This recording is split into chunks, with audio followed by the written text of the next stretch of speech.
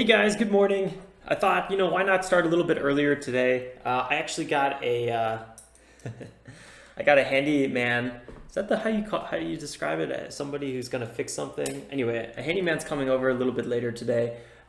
It literally like any moment. So I was like, let me get the stream started. Let me make sure everything's good to go. And then if I need to leave every now and then, so be it. Anyway, guys, first, good morning. Welcome back to the live stream where we first review the watch list and then we trade the market open every day. Hope you guys are feeling good, ready to go. I slept like a little baby yesterday. I went to bed after the recap video at like 7 p.m. and I didn't wake up the next day till my alarm woke me up. I was pretty dead yesterday. You guys probably noticed. Anyway, today's Friday, October 23rd. It's 9 o'clock pretty much a.m. Eastern Standard Time. So we've got 30 minutes here before the market opens at 9:30, and then we'll wrap up trading usually around 11. So yeah, overall the SPY looks like it liked the debate, it liked kind of what happened overall yesterday. Let's check it out. And in the meantime, let me throw this disclaimer up here really quickly.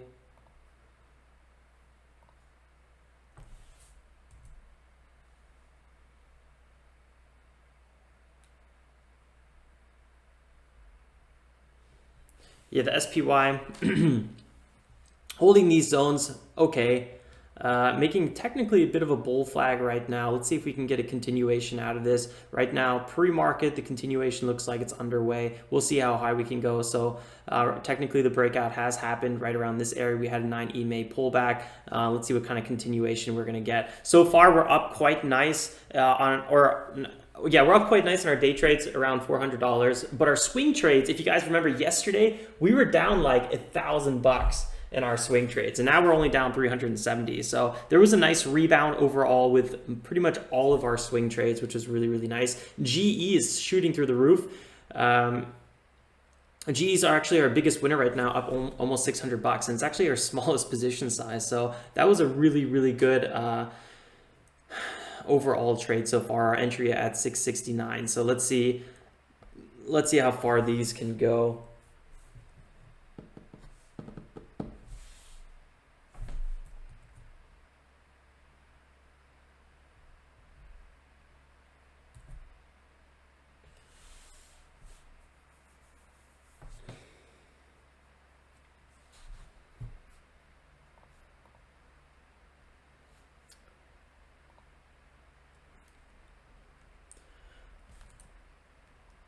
So what I'm mostly watching right now is SCKT. If you guys see here, I overtraded this one like a freaking crazy person. It is my most profitable ticker, but actually pretty much all these trades up till where was it? It was one of these, I think. No, it actually might have even been this one. It was really late till I finally had my first green trade, and then right afterwards I had my second nice green trade. But it was really, really delayed.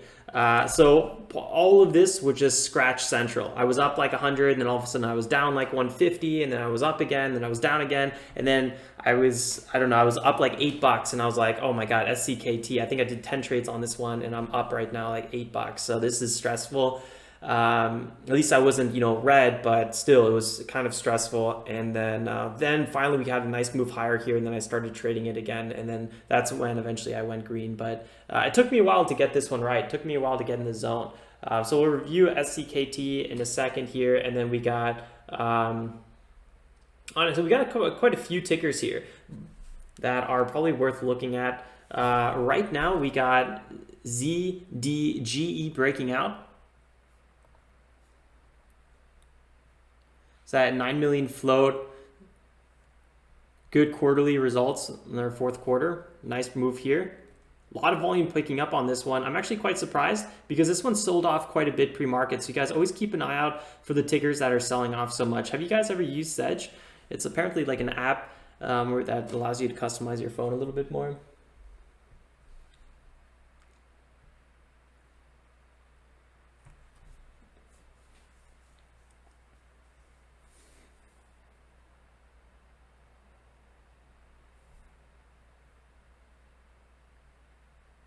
Really strong move there. I've never heard of it either. I was going through their website earlier. It looks pretty good and has a ridiculous amount of downloads in the millions and really good reviews. So it must be quality. but the sell-off it had was put me on edge a little bit. MDGS was looking kind of interesting as well, but it's kind of really selling off here. I did one trade near the highs here, bought the pullback, and then sold into the break of 3.5. Very, very quick trade here. But that wrapped me up like 80 bucks on that ticker, which isn't too bad. Look how many times we've traded MDGS in the past. I mean, we've traded this almost on every big spike day. Very consistent with this one. Right now, it is finding some bigger support, MDGS. Who knows how much more it's going to sell off, but if it does have any sort of reversal, I would probably argue that between 2.5 and 2.8 is the place where it's going to find a bit of a bottom. So let's see how far, actually, I'd probably even say 2.6. I don't think it's going to go all the way to 2.5 just yet pre-market. So this could be a good time to pick up some shares, but at the same time, I'm not sure if I'm going to be trading this one. I think we have a lot more interesting picks here. But like I said, you know, does have that opportunity to, you know, retest some key zones.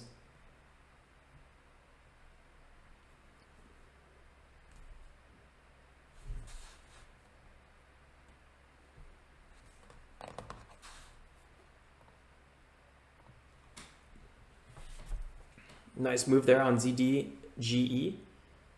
Really nice move. Could be an entry right around 2.8.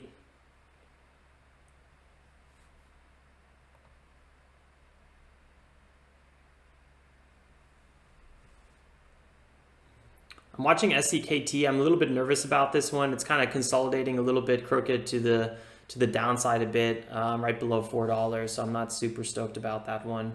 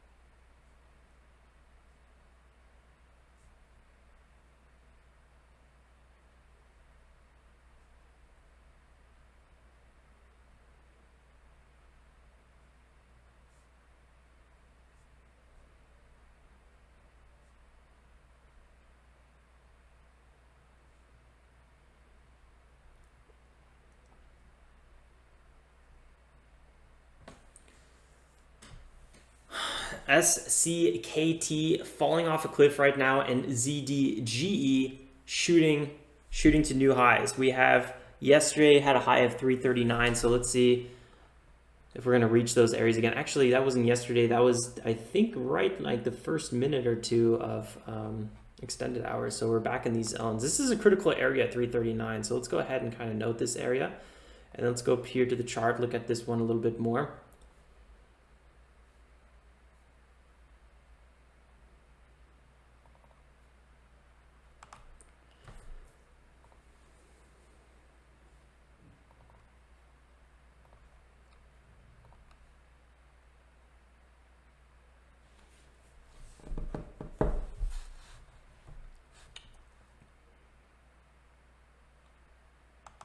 I actually like the overall price action in this range, so I think it would be worth kind of moving this over.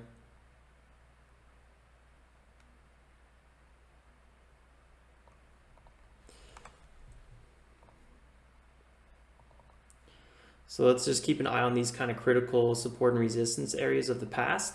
And then we have kind of this higher zone around 433. So let's see how far ZDGE goes. Again, these guys are up on earnings, but they dipped 42% pre-market, so just keep an eye on that. SCKT is still my favorite at the moment. Nice breakout there, big volume on ZDGE. This is looking really interesting here.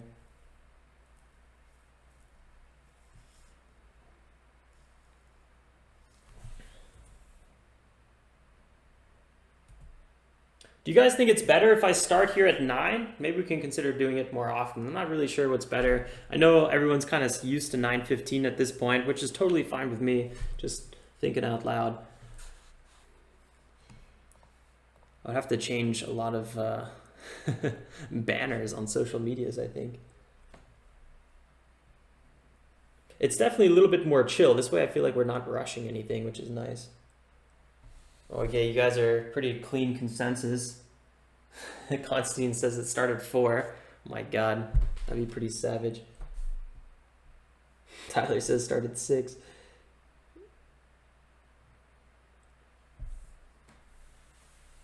Yeah, okay, fair enough. I think you guys are definitely right. Maybe we'll make it for 9 for now on, but occasionally I could maybe try to go on earlier if it looks like pre-market's doing something. It's a consensus, yep. At the moment I am in Berlin. I'll be back in Florida, I think in sometime in November. Thanks, Frez. I'll take it.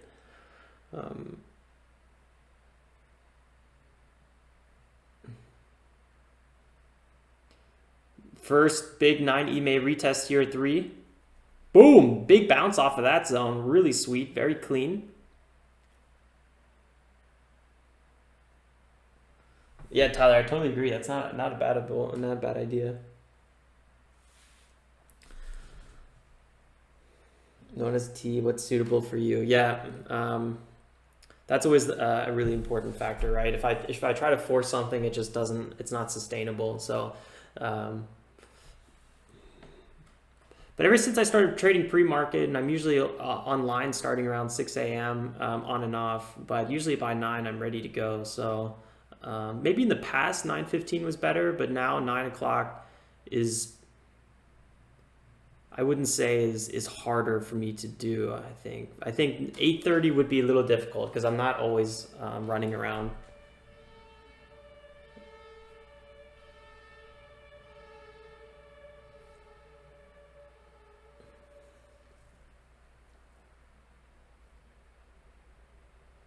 That was a really nice bounce on ZDGE. Really, really solid. I was kind of thinking I should trade this one, but I wasn't really focused, so I missed it.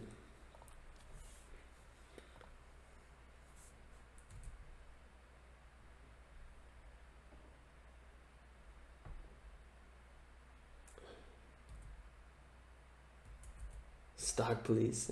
Yeah, who knows? That's how you know if I'm in Berlin. You got the sirens outside. MDGS, a little bit pop back up. This is kind of what we were thinking. I mean, there's definitely big support in this area. This pop back to the upside, to me, is kind of no surprise. I probably shoulda, coulda, woulda traded it. Has pretty light volume though. This might see some action here, guys. I think keeping an eye on MDGS is definitely worthwhile for sure.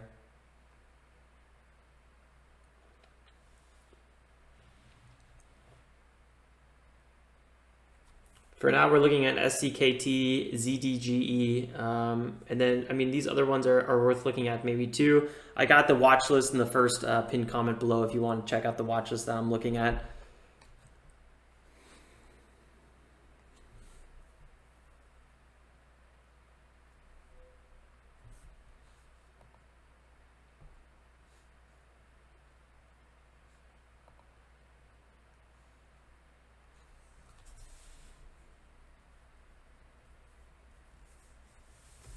DOGZ is up on a partnership news. Very strong flush though. Usually makes me a little bit weary. Technically, this is a multi-day runner here. Third biggest gapper at the moment. Kind of worth looking into. ZDGE, finding some support. I think ZDGE might be another good pre-market trade here, so I think it's worth looking at right now. 287.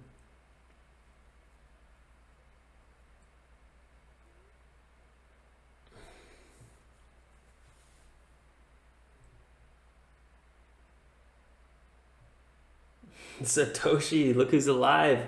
Good to see you, man. We've been good.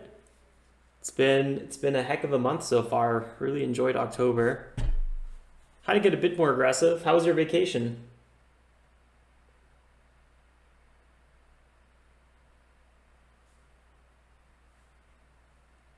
SCKT popping back up, guys. Could be an opportunity. Technically, it's a 5-minute breakout right here on SCKT.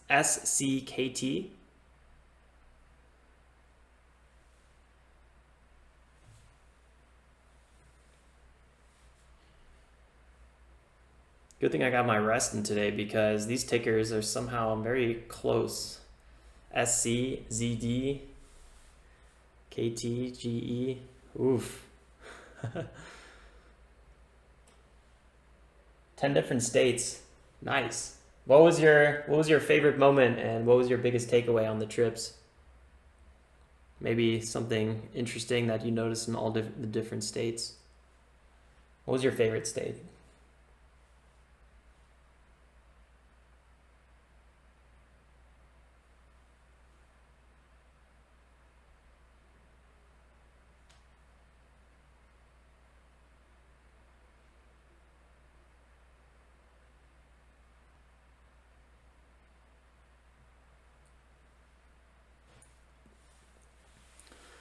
Wondering if ZDGE is going to get back above the 9 EMA. For now, I'm a little bit weary. I want to be careful with it. SCKT looks a little bit more interesting, but it's still in a downwards trend, at least a little bit in terms of lower highs, but it's above VWAP, so we'll see, we'll see, we'll see.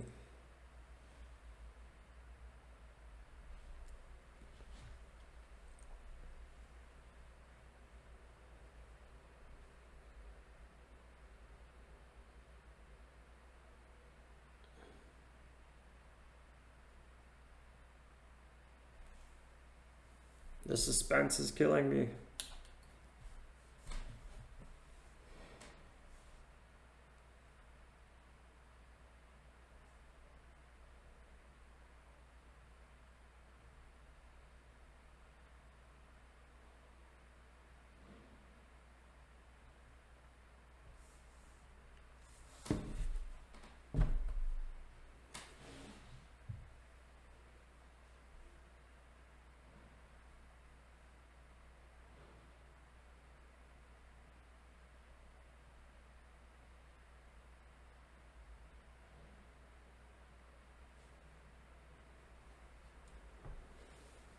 This is also one of those painful areas, Jacob, to be stopped out. Ugh.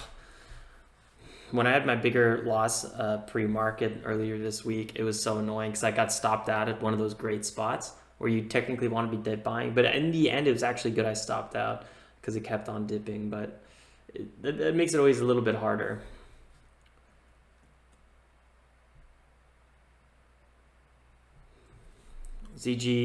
ZDGE looks like it might try to break this VWAP zone. I'm not sure if it will.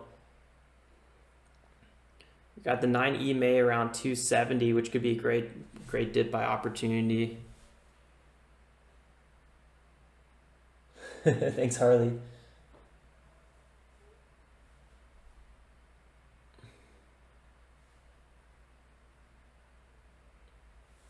Yeah, Dennis, you gotta love the market caps. Satoshi says, rode my bike from Miami to Oregon. Oh my lord, that's heavy. Jesus.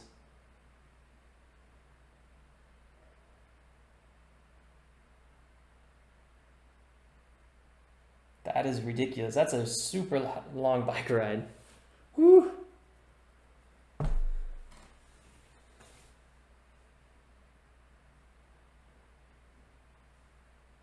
That sounds like quite the epic trip, man. Congrats. That's awesome you did something like that.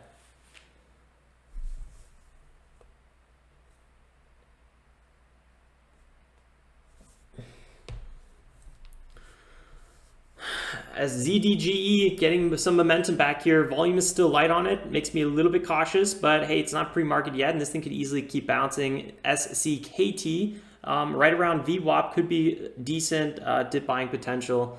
Just watching it, we have that 3.2 pre-market high we got to break out of.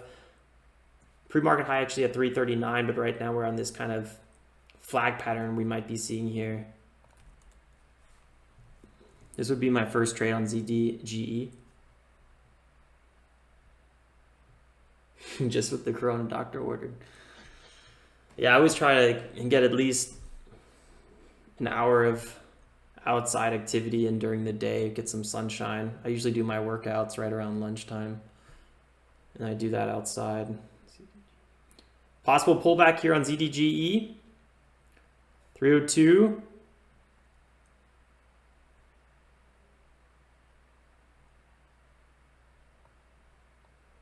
Wow, that was a strong dip. I was thinking about buying that pullback.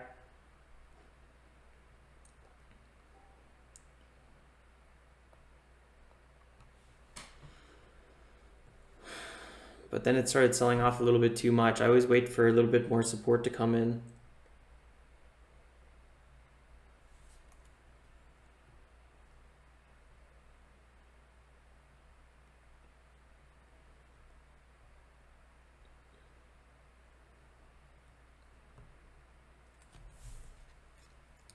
SCKT looks like a really nice setup somehow. I'm really focused on this one.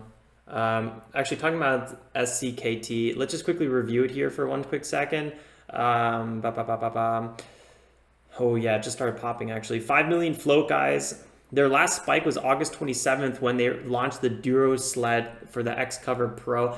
I don't know if you guys remember that, but that was like that scanning thing. You guys probably remember this website because we talked about it.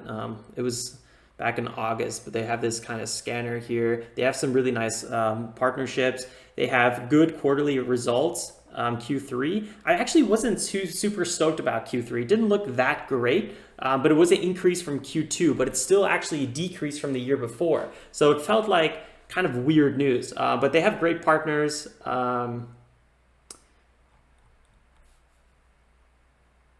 Yeah, I think it's okay. That last spike though really gave back a lot of the highs that we had on this Tigger. So I think that's really just, keep that in mind. To me, it's a little bit sketchy. This company was actually founded in 1992. That's when I was born. So kind of interesting there. But yeah, it's been around for a bit. I mean, pretty much 28 years. But yeah, SCKT, last time it had that spike, did not hold its highs well. This isn't a classic spiker though. They don't have too many spikes. But now it's kind of on the spike list here. So yeah, we'll see how we want to trade this one. This is the one I did just a ridiculous amount of pre-market trading. We actually, in hindsight, we had a perfect cup and handle. We moved higher here, made around a bottom, broke out, put a bull flag in, and then broke out higher from there. It was actually just about beautiful. I'm not sure how I missed so much of that. I'm just watching this one a little bit here, having a nice breakout.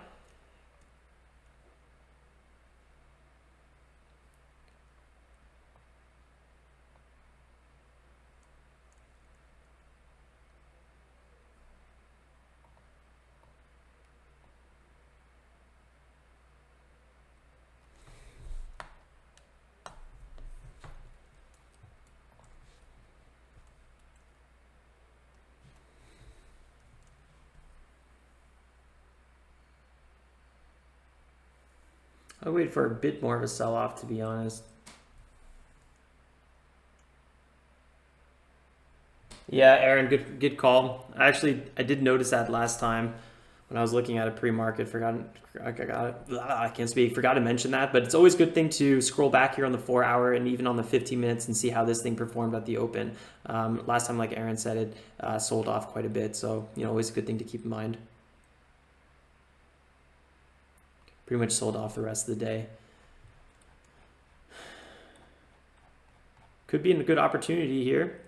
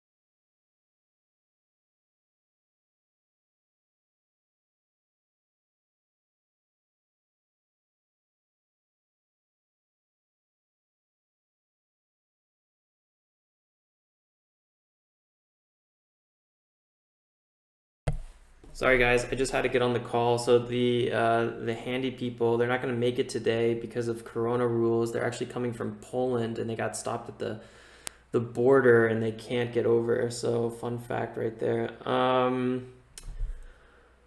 What was I just going to do? Okay, hold on. Got another 2 minutes here till the market opens. Don't want to get too distracted. Sorry guys.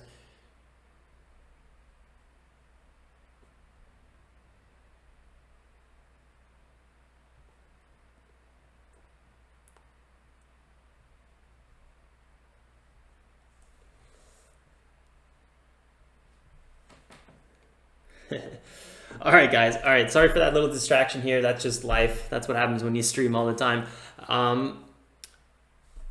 Yeah, so SCKT and ZDGE are still my two ones I'm going to be watching out of the gate. I think both of these are really, really interesting. ZDGE, I wouldn't be surprised if it had one of those kind of quick moves to the upside. It's really gaining a lot of momentum. So let's see what happens here. SCKT, still watching this one closely as well. I actually wanted to trade that pullback to the 9 EMA. I was looking at it and I was like, would it be a little savage if I did a trade while I was on the phone?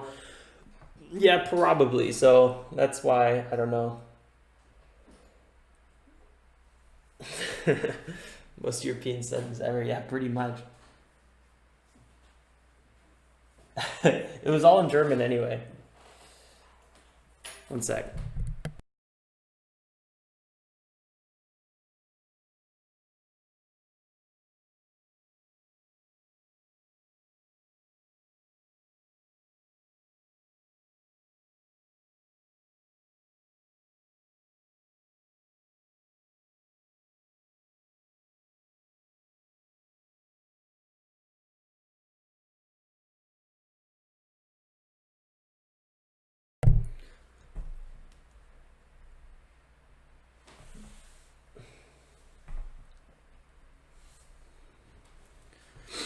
All right, let's see, where was I?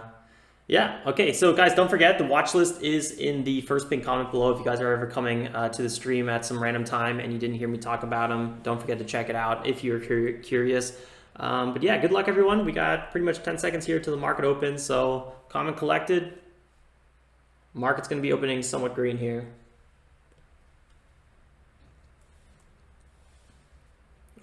Time to force. Gotta change that. Okay, both of these spiking, volume nice. ZDGE having that big break that we were just talking about could happen. I'd be so nervous taking this one though. Nice 9% move. SCKT pulling back here.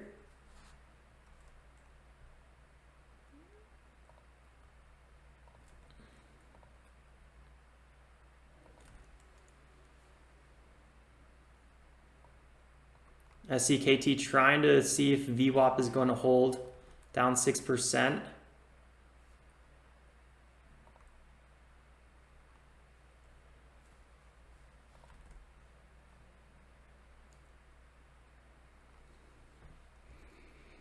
Both of these things are flushing right now. No trade on either one yet. Had a limit order at SCKT around 57, but I removed it, didn't get my fill. MDGS is above 2.8. No major surprise there, I would argue.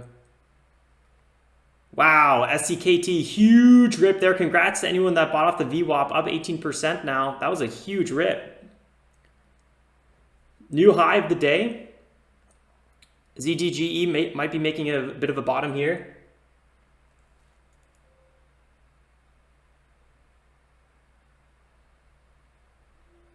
Nice, Steven. That was a really tight move. Congrats. Wow. SCKT is absolutely ripping, guys. 5 million float, remember. Has that spike ability. I hope it doesn't get halted, actually. I was kind of hoping for an entry on this one. 4-4. Big move, though. I'm surprised it didn't get halted, honestly. Wow, quick pullback there. Might find some support around 4. Keep an eye on this one. It's going so quick.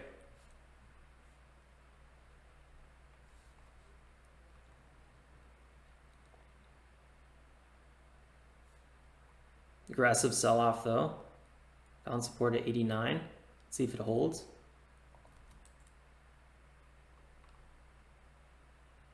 Watching 87, seeing if this area holds.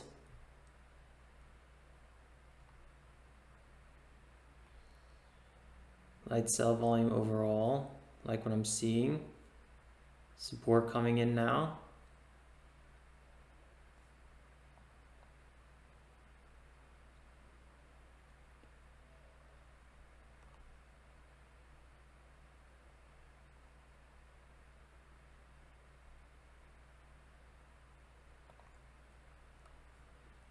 Looking for that break on SCKT back above 4.2. Looking for a break above 4.2. Sold on break of 4.2. Sorry, I couldn't switch the screen quick enough.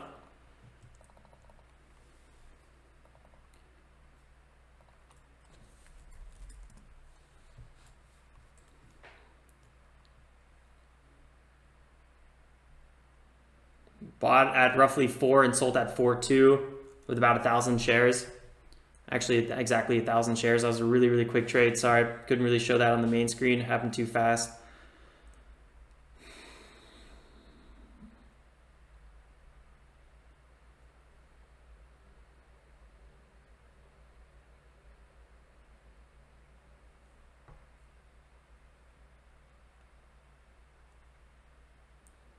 Nice, Corey.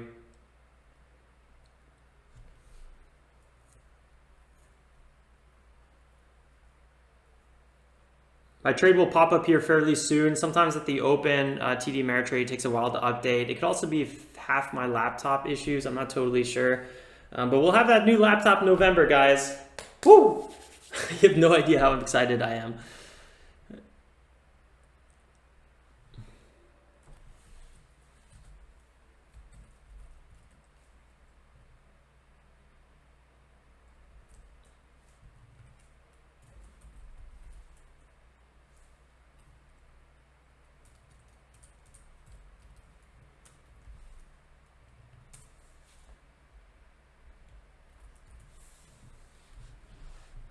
I'm still watching SCKT. 1,000 shares on this one ready to go.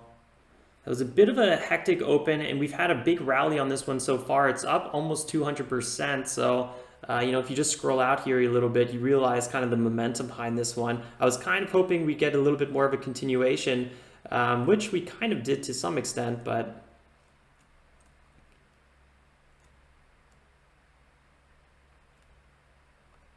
wow, big sell-off there on SCKT. Let's go back to ZDGE. See how this one's, wow, 1, 2, 3, 4, 5, 6 red candles in a row.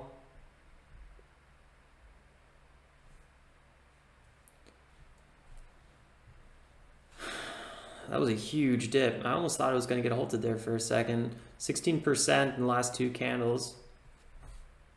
But I guess their average 5 is a little bit bigger.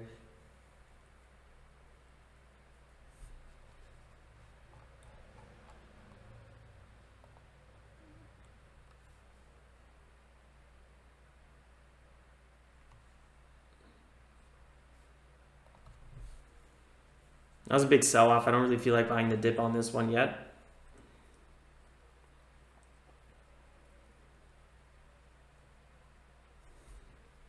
There's big support around 3.5.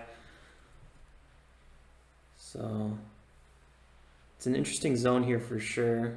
But that was such a strong sell-off that I'd be a little bit weary about entering this one to me. I'm not a big fan of buying dips right now. I feel like this whole month, my whole dip buying has been pretty much neutral. You risk a lot of downside, and you know, sometimes you only make like 2-3% at best. So it's sometimes a really good strategy on slow days where you can just constantly milk a ticker on the way down, and then, you know, sell in the 9 EMA retest. But on the days with a lot of energy, the flushes are too strong and you start giving back a lot of profits on dip buys. So it's not my favorite thing right now. I'm really waiting for some sort of bigger momentum back to the upside and buying on 9 EMA retests and pullbacks on the way to the upside.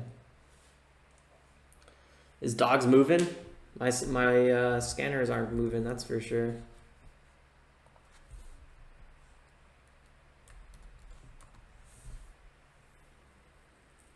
Yeah, actually, Doc's good call out on this one. Really nice crack there. SCKT could be another entry here. If you're looking for a dip buy, oof, just be careful. This flush is no joke. Two huge flushes.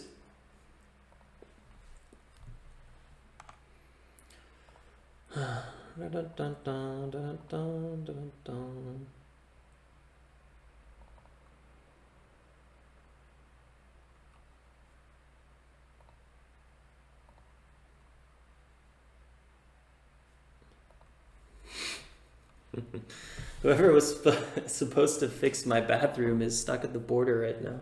That's such a bad thought. Okay, SCKT. Let's see what's going on here. The final countdown, bought at 399 and flashed. Oh man, yeah, shoosh. What's the current plan? Did you get out on that VWAP retest? That would have been one way to manage it, but it was such a nasty flash, 10%. Yeah, DOGZ, interesting ticker. It's also related to the dog family, their business model, DOGZ, so it makes a lot of sense.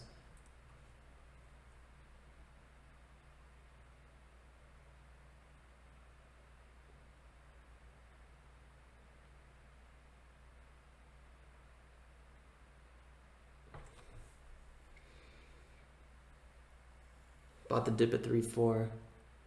Gotcha. Averaging down. Fair enough. So DOGZ, DOGZ, Dogness International Corp is a Chinese household and personal products company with a float of 17 million and 42 million market cap. Strategic partnership catalyst.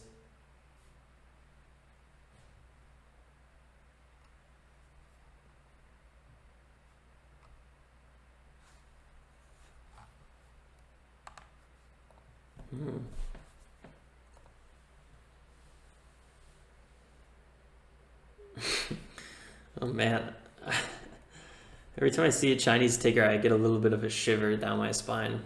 I'm just like, what do I not know about this company? Because all of the Chinese companies trade extremely weird in my experience. I don't know. Maybe I got to just shake off that bias, but it's definitely true to some extent.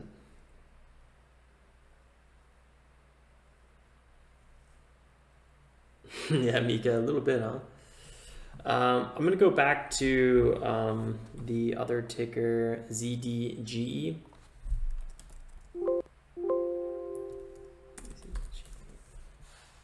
I could say a ticker all day and I just won't remember it.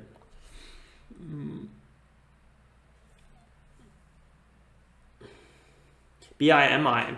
That was a recent runner. What day was that? Was that Wednesday, BIMI? I feel like it was Wednesday. I kept on wanting to say Bimini or like Bimi, which stands for Bimini in my eyes. MICT sympathy play. I think I was looking at MICT earlier today. No, never mind. It's not true.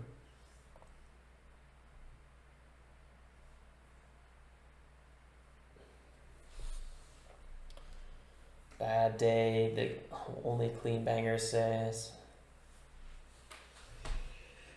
It's not so far the nicest open, that's for sure. Pre-market was okay with SCKT. Other than that, I think it was a pretty choppy kind of session here so far.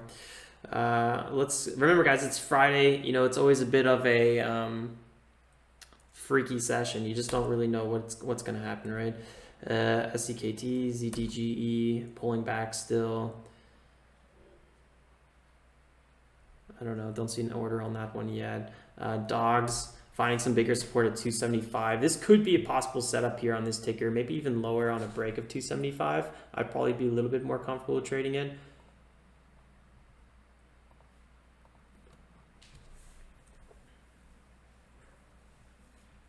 Technically on the 5-minute, this was a good base for an entry. SAVA just loves popping up on our scanner. It's actually announced as one of the top 3 pharmaceuticals in the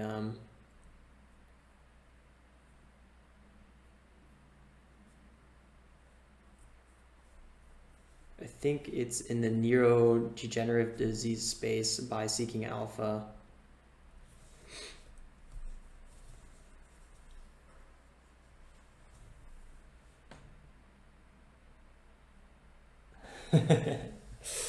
Mike, I'm not sure if it works that way, but I'm sure you got a point to some extent.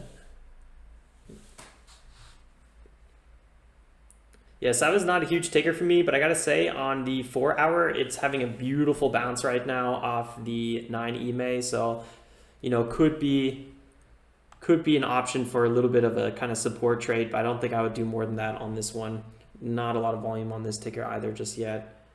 Wow, what kind of open was that, guys? Literally, both of our lead cappers fell off a cliff. EVK from yesterday found a little bit of bottom around 3 and then spiked up again. Not a bad move, 26% or so.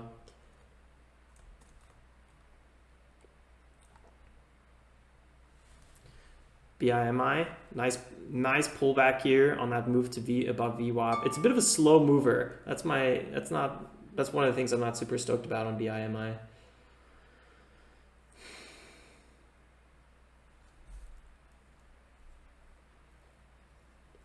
DOGZ might find some support here, looking for 269 to possibly crack.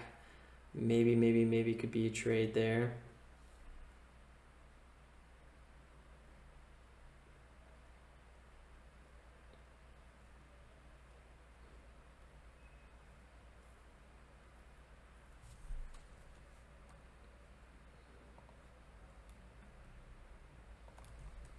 %. Keep an eye on SCKT, guys. It's trying a little bit of a move here back above the 9 EMA.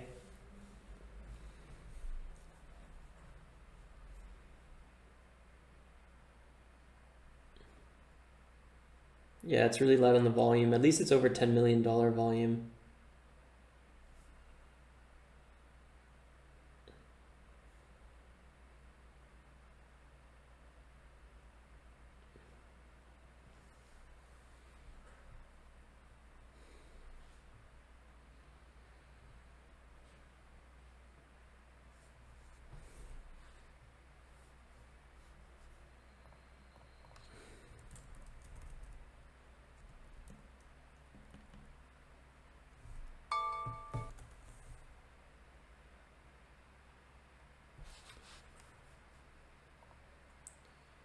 CLPS is finding a little bit.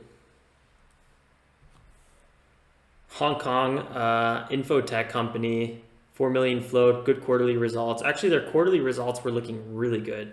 So it looks like they found some base coming in here, and they're trying to pop back higher. They have huge resistance above, but overall really solid volume. So it's good to see that.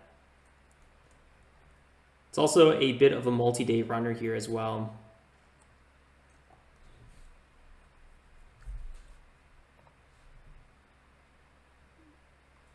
Going for that break above VWAP, held its highs is 9:45 a.m. Eastern Standard Time right now.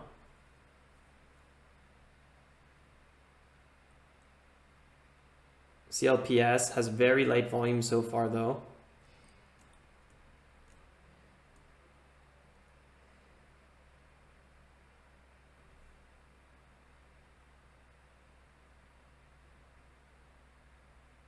James, finally somebody that used ZDGE. I was kind of wondering, but I was looking through the App Store and it had really good reviews.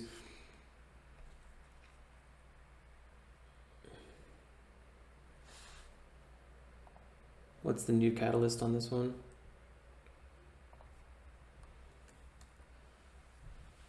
Rehashing catalyst. It was already up on quarterly results. The earnings on CLPS was really nice. I should have been maybe paying a bit more attention to this one at first, but we had some really nice lead gappers, so I was kind of thinking we'd see a bit more. Good pullback to VWAP. I thought that was a nice little bounce there.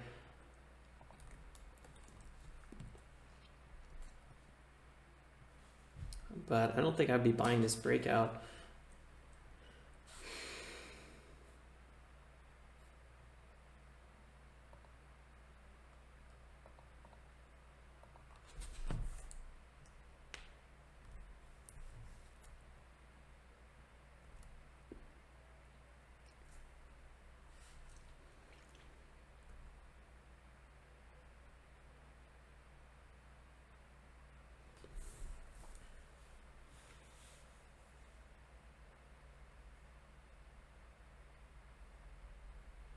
Lots of licensed audio, movie, and music ringtones. Gotcha. Good to know. It's like Corey's Long Bimmy.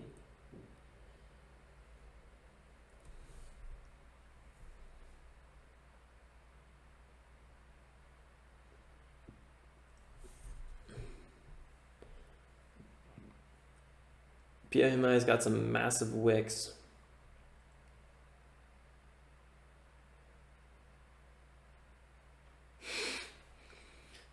The flash PTSD syndrome. I think we all have that a little bit. That's like half the reason I don't enter a lot of trades. I don't think there is a syndrome for it. Try to use it for something positive. Funnel that energy into something constructive, like avoiding setups where the likelihood of a flush is higher than, I don't know, 50%. And that's usually like at the end of a run, right? On the third, fourth, fifth, sixth pullback, right? At one point, you got to watch out extra hard. Or when the shoulder that you just reached had a previous flush as well. We were talking about that yesterday quite a bit.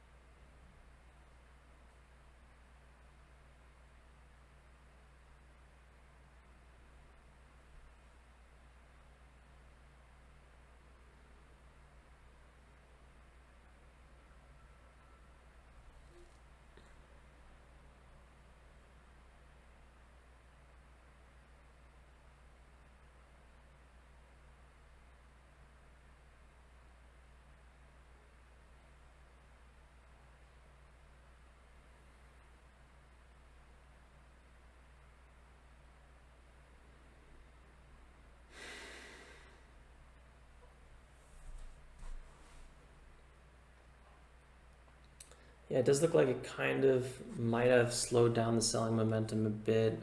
Keeps having these kind of fake out moves though.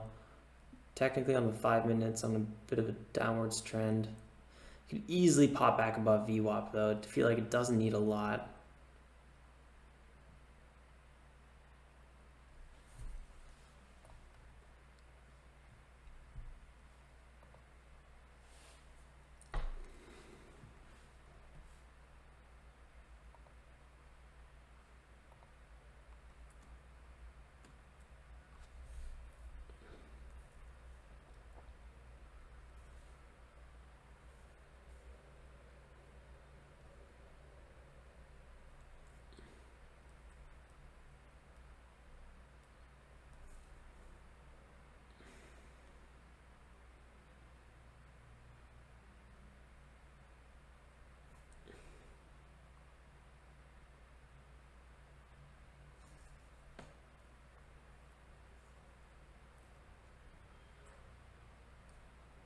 There goes SCKT. Very light volume on this potential breakout though. Very light volume so far.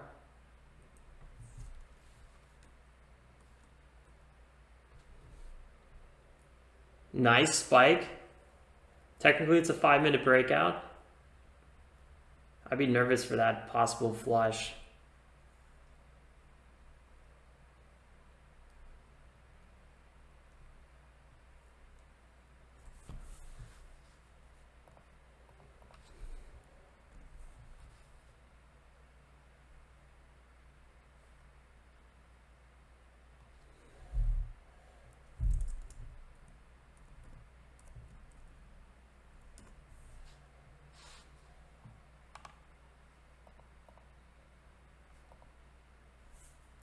Wow, this is much nicer breakdown than I thought. Much nicer move than I originally anticipated. 9:53 a.m. Eastern Standard Time.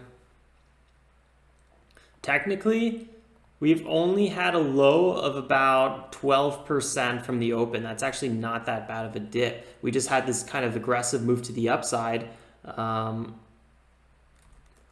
which makes it feel like it was a bigger drop. But wow, SCKT, guys, might get halted here. 4-2. That was a huge move just now.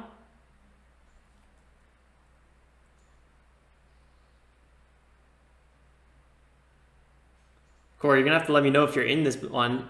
Oh man, it's flying. 440, 443. The halt level's got to be here somewhere. Maybe they just moved it up. Ooh, 4.5. How did that not get halted? I don't get it. All right, possibly finding support here, guys.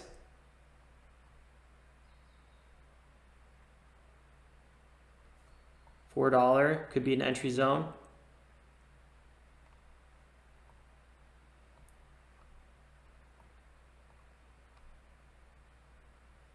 Let's see it. Could easily keep curling here.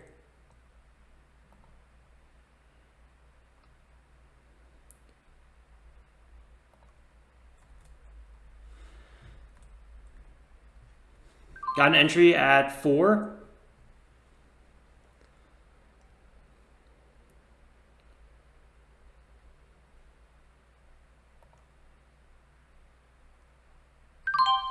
Honestly, I don't trust this one. I quickly sold again at 408 or so. I actually wanted that entry. Seeing cents a share profit, small profit. Possible entry at 9 EMA and VWAP.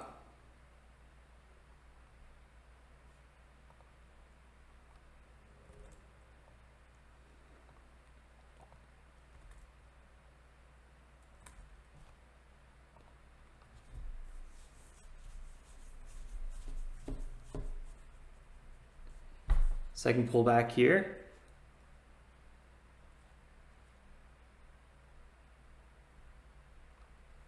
Want the entry, but I tripped over myself. Didn't get that fill I wanted right away.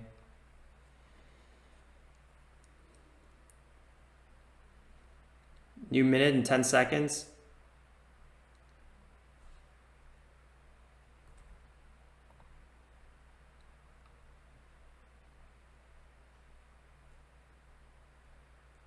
Yeah, that was the entry I was kind of hoping for. Could have walked away with maybe 6% on that one, closing out again.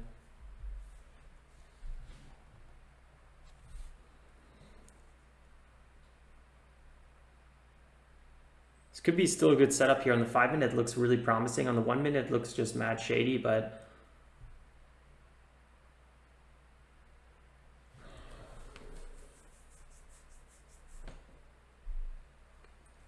yeah, it's been very flushy lately. That's so true. I'm a little nervous here. Let's see what happens. 418, nice. I feel like I've been in this exact position before and then I got stuck in a flush. That's why I'm not trading this one. I'm having some deja vu right now.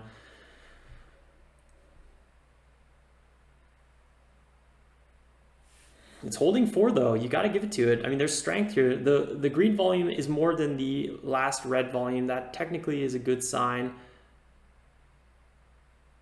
It's hard to manage your risk on a ticker that's flying like this though. It's a bit of a Lux game almost at this area. Kind of crazy. Oh, because SCKT has a 5 million float. So, okay, I mean, that's a pretty small float. I just, you know, I feel like it's moving like a one float or something, 1 million float. Final Countdown sees he's traumatized. Dude, I'm right there with you, man. Also, lately, you had to be getting aggressive much quicker, I've noticed. So, like, if you think, okay, this thing's starting to break up here, let me buy a pullback, it just doesn't pull back anymore. And then all of a sudden, you wait for that, you know, next pullback, and that's when it flushes. It's kind of like you got to get more aggressive lately, I've noticed. I haven't fully made the pivot yet myself, but it's good kind of noticing trends in whichever quarter of the year you're in, because oftentimes they're fairly consistent for a few months or so until it kind of washes out a bit. Here, SCKT try to dip again. Oh man, this thing's a bit of a nightmare.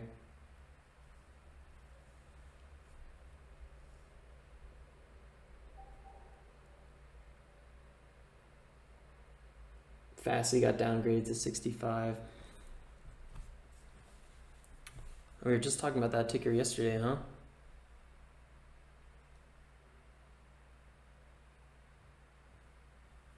Well, to be honest, I got long at 4, but I actually wanted to get long at 395. I missed my entry and I moved it up to 402.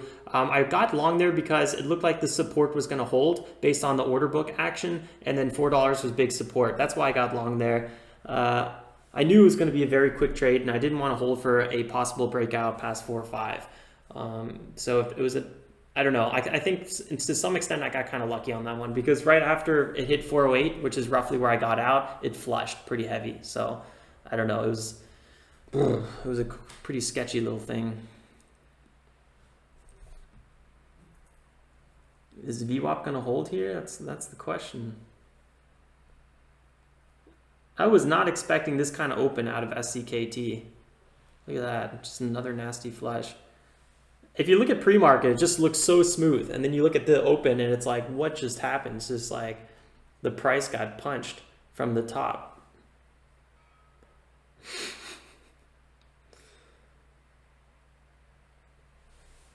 No, Robbie, don't want to hear that. Red days are part of the game though. Yeah, Corey, I totally agree. This action is kind of lame. It's just not very tradable.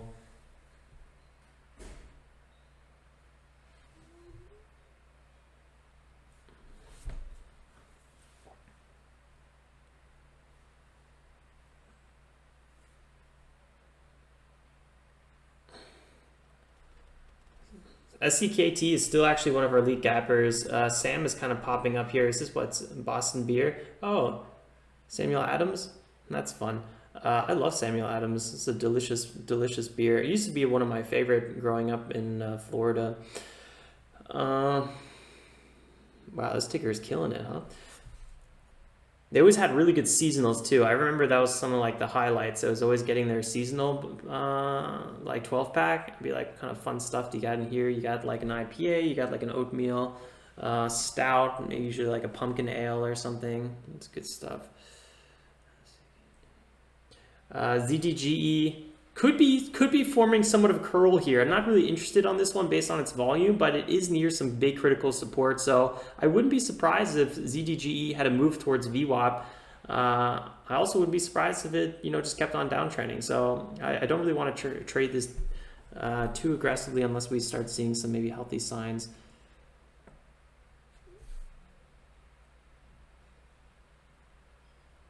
IPA all day.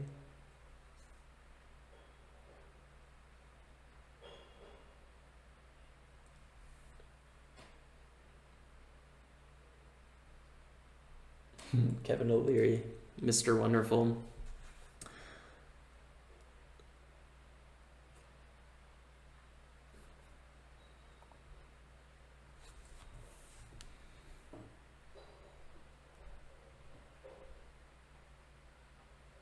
SAVA, I gotta say, as much as the consensus in the community wasn't too stoked, it is kind of making an interesting attempt here.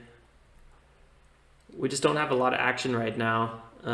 Top tickers are really looking somewhat uninteresting. Oh man, I'm having, you know what I should have done when I was back in like 2011, when I was drinking Sam Adams all the time. That was over here. I should have put my money where my taste buds were, because this company went up 1,000%, over 1,000%.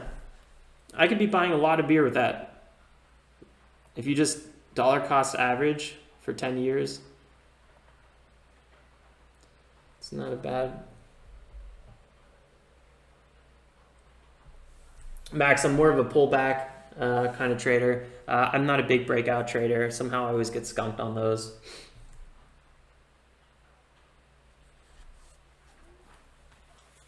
But welcome to the channel, man.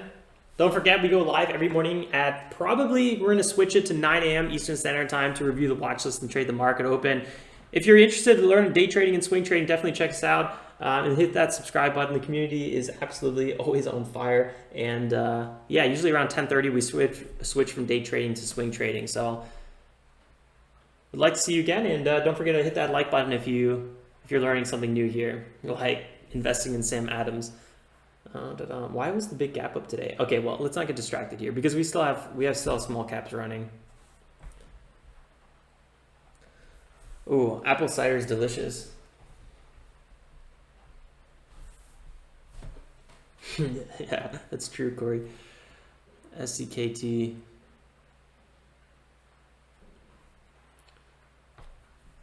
Are you guys gonna trade BIMI? I don't even see it anymore. BIMI.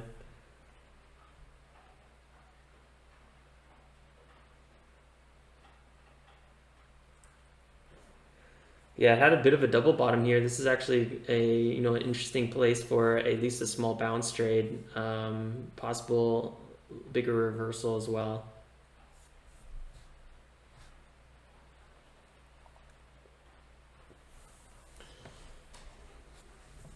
I think a lot of people are looking at SCKT right now, just scratching their heads. They're probably like, what the heck is going on with this ticker? I don't know if I should be long. I don't know if I should be short. And that's a bit how I feel. It's still up 150% today, so we can't really discount that. On the daily chart, you can kind of see like this thing, this is a huge move for this ticker. I mean, there's clearly a lot of downside, and we have a lot of resistance at 4.5. That's the big place we need to break through. So tried to break through it twice, followed by 2 very vicious flushes, and I think a lot of people are just a little bit annoyed on this ticker at the moment.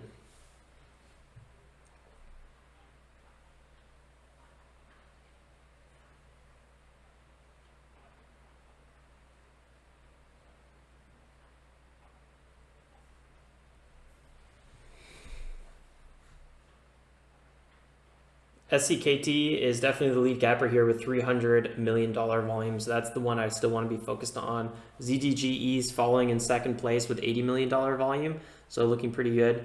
A good place to always start on a ticker if you are a little, wondering where this thing might go. If we're on the weekly chart, you can kind of see we've had a lot of kind of key zones here around 344 and then kind of 390. So always like a little bit off of where you'd kind of expect. Maybe we'll get back to these zones, retest these areas. We're kind of coming to 180-day moving average or 180 moving average on the weekly, but on the daily, kind of shows you how much downside potential this ticker has.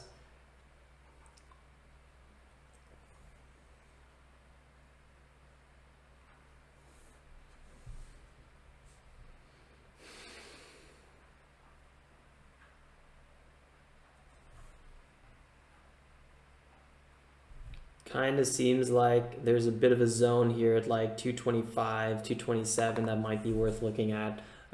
So I think that might be the next key area here for ZDGE.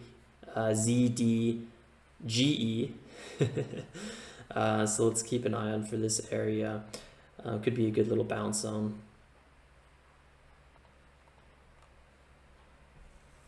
They often don't reach these areas perfectly. Sometimes they just kind of skim these areas. So it could be a good setup around, I don't know, in the 30s or so for a possible dip trade.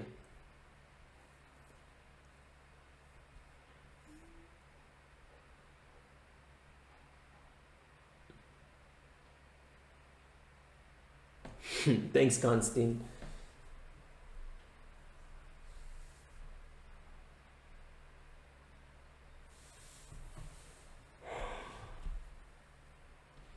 Oy, oy, oy.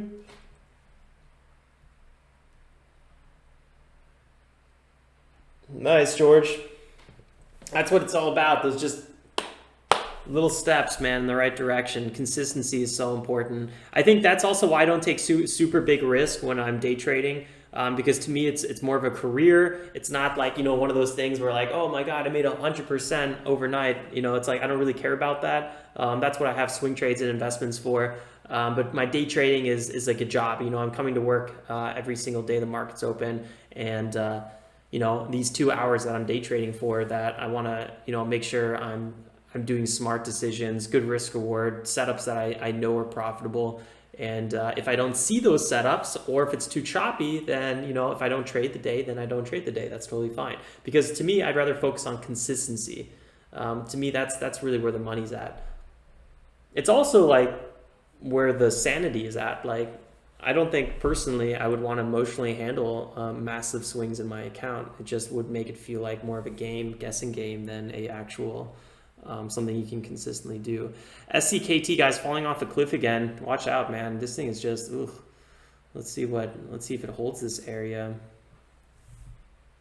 If SCKT does not break 3-4 in the next 10 minutes or so, I think I might trade it again for a break of VWAP. That's kind of what I'm thinking here.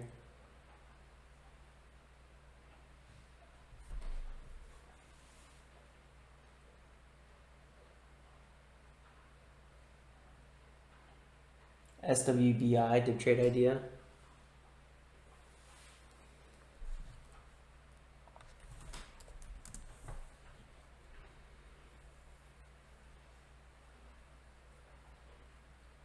Oh yeah, I fell off a cliff as well. Nice bounce off of 560 for sure.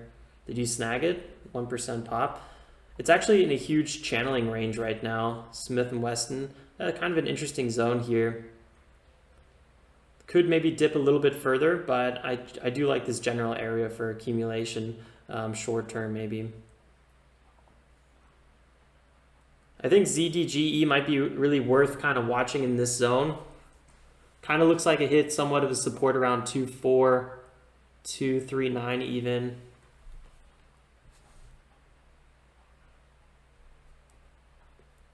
It's had a lot of these kind of like fake moves to the upside though, where it kind of lulls down, round and bottom, spikes up and flushes. Round and bottom, spike up, flush, spike up, possible round and bottom, spike up and flush. So I'd be a little bit careful. I mean, we're seeing a pretty clear pattern on ZDGE, but I think buying into the later stage of the next flush could be a good support right around 2.3.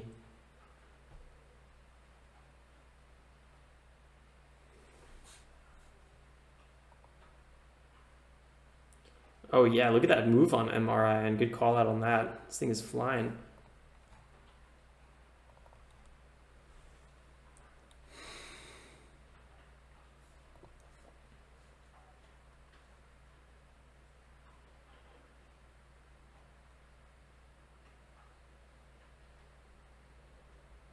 A little bit light volume though on that break.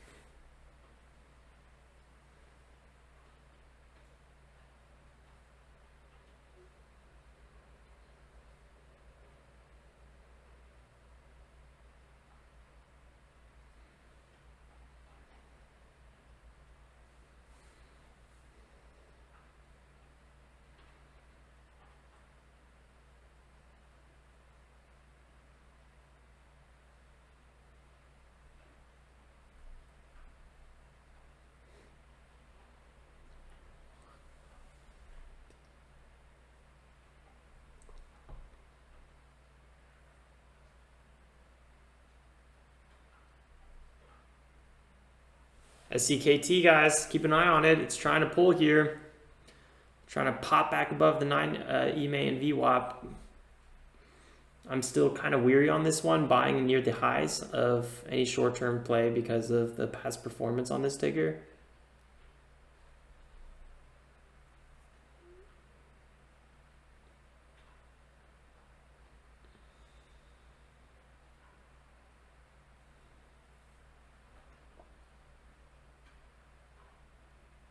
Corey, yeah.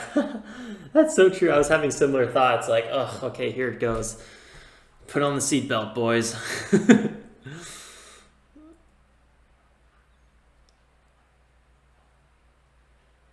It's gaining momentum though. Look at it, 80, 85 cracking.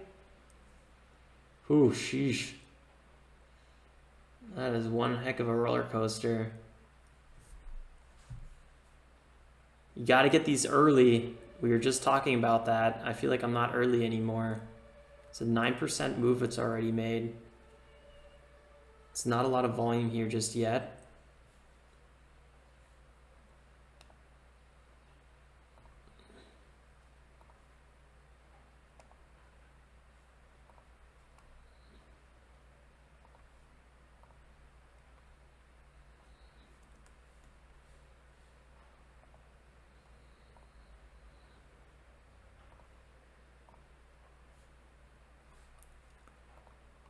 Here we go, possible pullback on SCKT.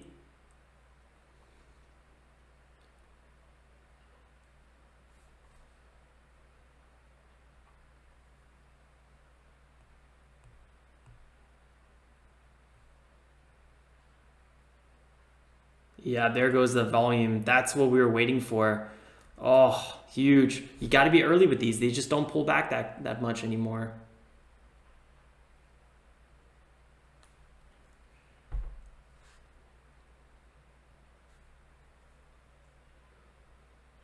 Might even, oh man, just broke that 407, 4.4. That was a key zone. I was not really thinking you would do that in one go.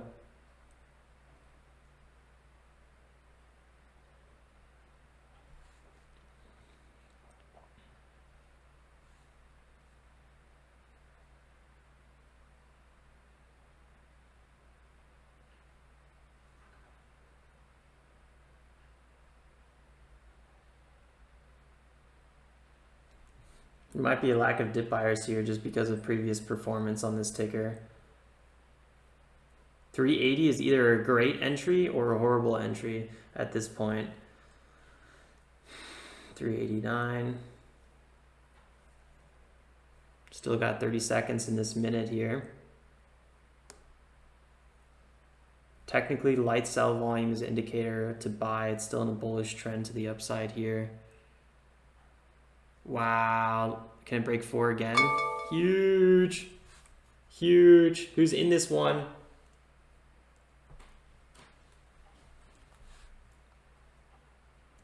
ZDGE broke higher here. I've been thinking about getting long this one again.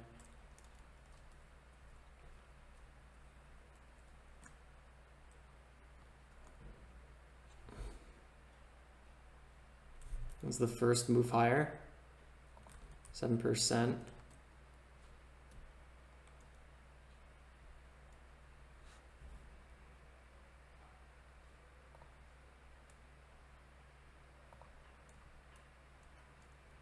Possible breakout here on ZDGE.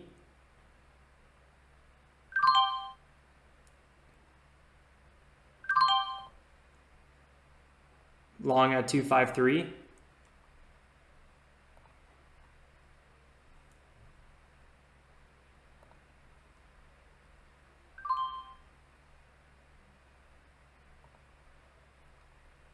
Small position size so far.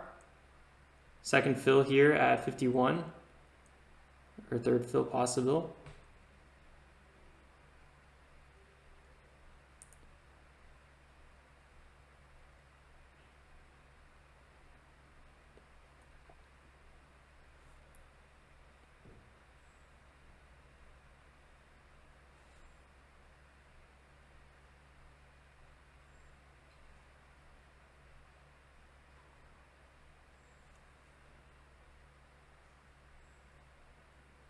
See what kind of momentum we get out of this.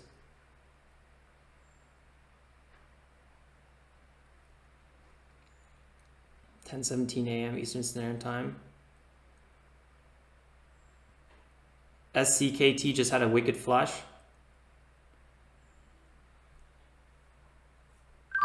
Just had another fill here at ZDGE.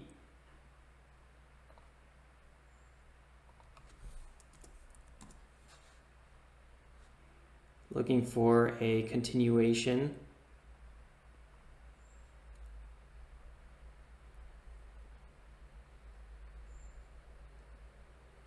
It's been a hot ticker. Can we have that move over 54? You know what? I just don't even want to trade this one. It's so sketchy.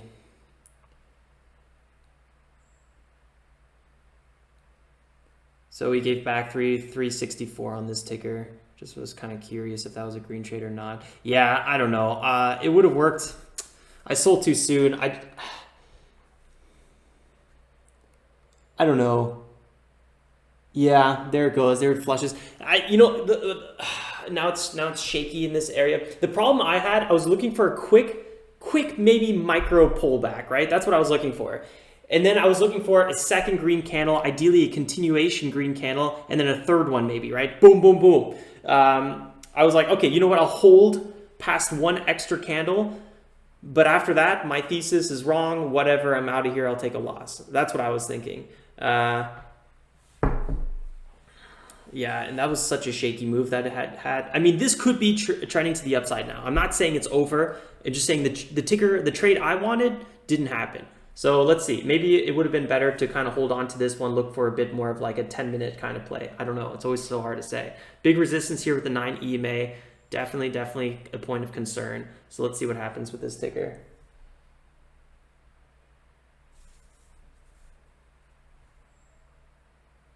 Nice, Corey. That was a nice move on SCKT. We had that really good break of 4.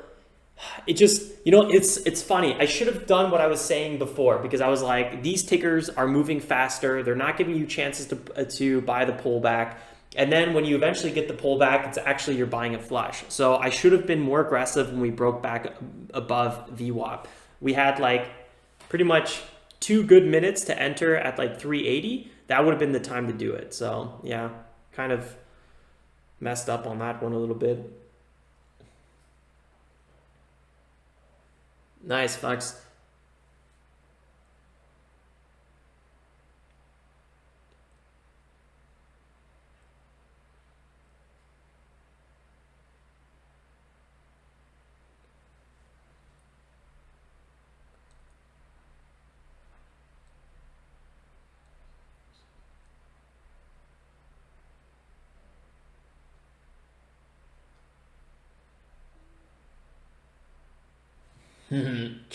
Yeah, bouncing around. Yeah, we'll see what happens.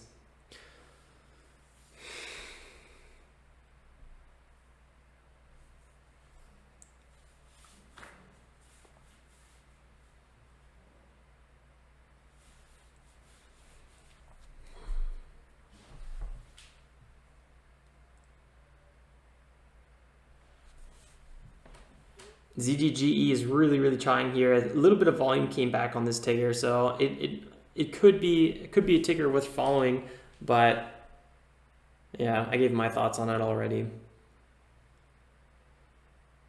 I'm gonna grab some coffee, and I think I'm more or less done trading for today, and then we'll talk about some swing trades here. Yeah, let's see what happens. Here's my overall stats for the day. It looks like we are up day trading today about $581, pretty much all from SCKT. Did I trade anything else? Oh yeah, MDGS. So we're actually up $660 today, 660 bucks. Not too bad. Well, minus 364, but then also plus 189. So pretty much 560 on the dot.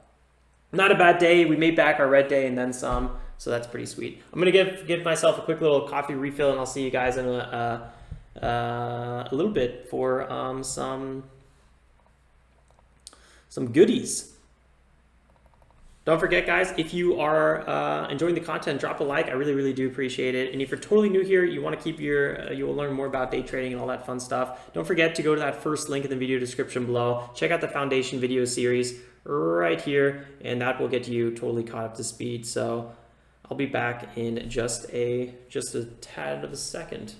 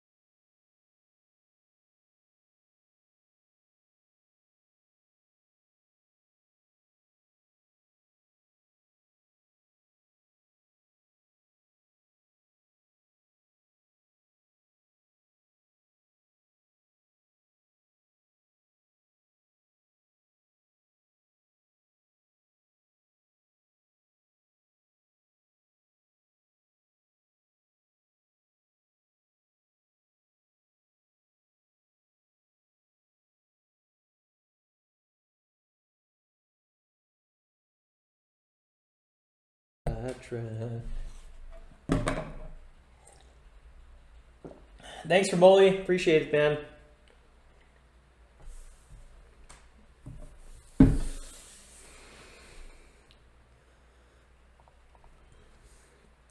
Not a bad day.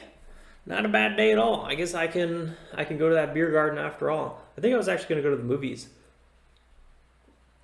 I know it's so bad at me, all this Corona stuff going on. But last time I was at the movies, it was so funny. It was just like 3 people, like 3 groups of people on like different sides of the,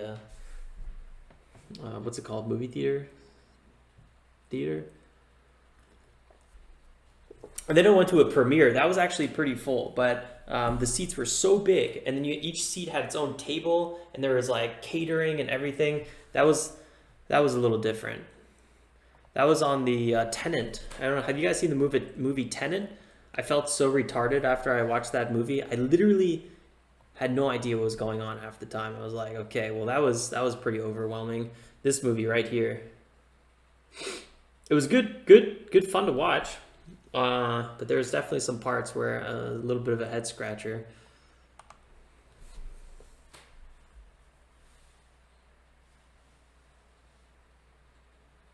Yeah, I would love to go to AMC. I used to really enjoy going to AMC. I'm not in the States at the moment, so I would be going to I actually don't even know what the movie theater is called. It's like a little local one, really close to my house, pretty small. It's in an old brewery. I have no idea what it's called actually. I just call it Kastanienallee Brewery because it's, or Kulturbrauerei because that's actually the name of the brewery. So actually, I'm not sure what it's called.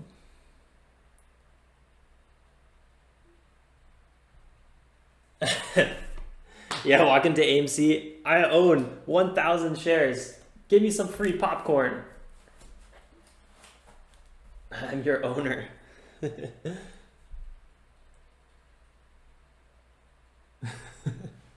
That's a good idea. Except with the price, what AMC's been up to, those 1,000 shares might be, the popcorn might be more expensive by the time you get there.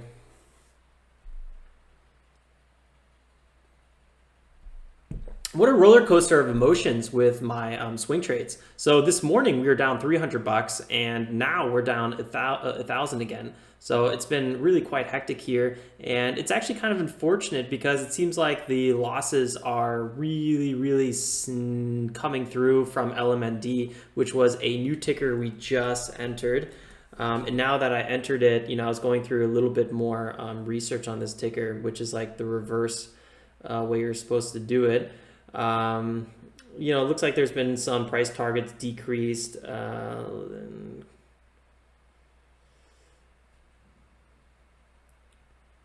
Earnings 11:11, so we have a little bit of time there. I would like to get out before earnings, so that's going to be a little reminder there. I never really like to be in a ticker before earnings. So I don't know. For now, I'm down on LMND quite a bit, so it is what it is. This is actually one of my bigger losses at the moment, my unrealized losses. So I'm down a little over 10%, which is usually around the time where I'm like, okay, should I average down here or should I cut my losses, right?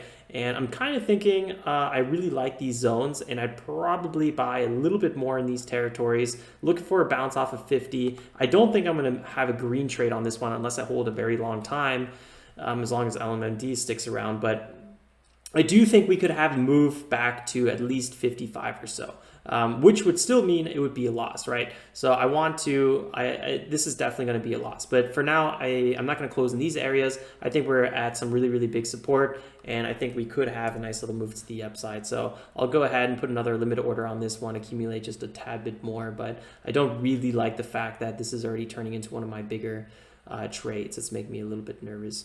So like maybe, I don't know, somewhere in this area. Let's just watch this for a second, if this has a little bit of a dip or not.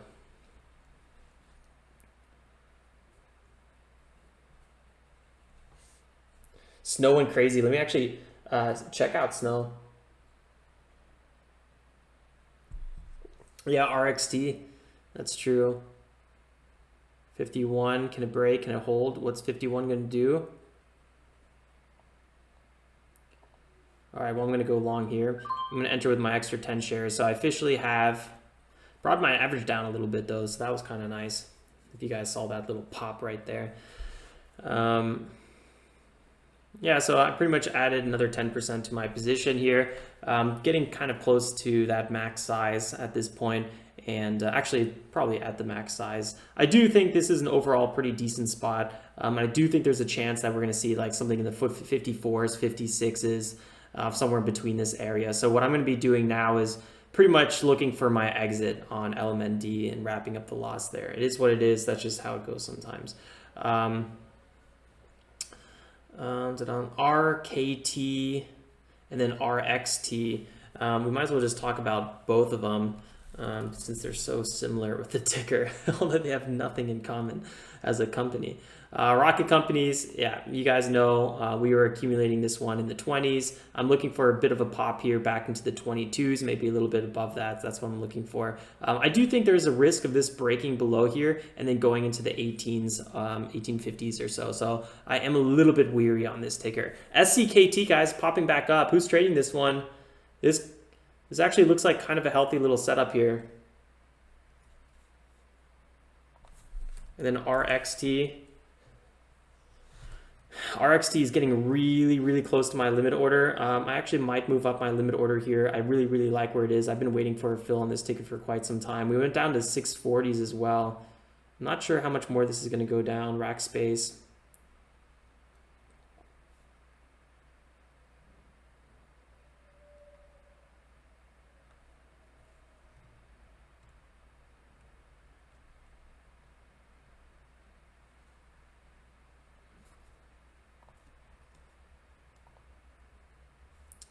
They've been dipping quite hard, and they're kind of in this kind of key zone here.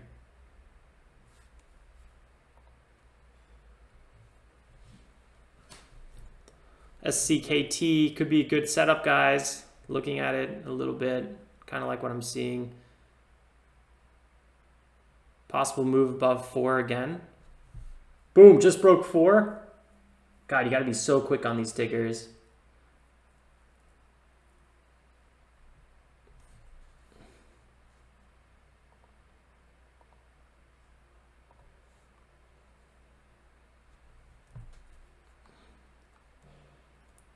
I traded this ticker so much today.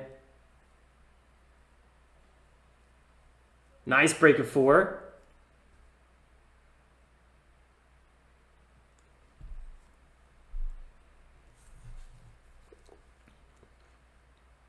This is turning into a bit of a pennant pattern if you zoom out a little bit. It's really coming into a squeeze. There's a consolidation of price near around 4 or 395. The volume has been fading almost perfectly. Linear descent of price, of volume. So I don't know, guys. There's going to be a big break to at one point. Either it's going to be to the downside or to the upside, but it's not going to continue this consolidation here forever. So it's good fun to watch this ticker for sure.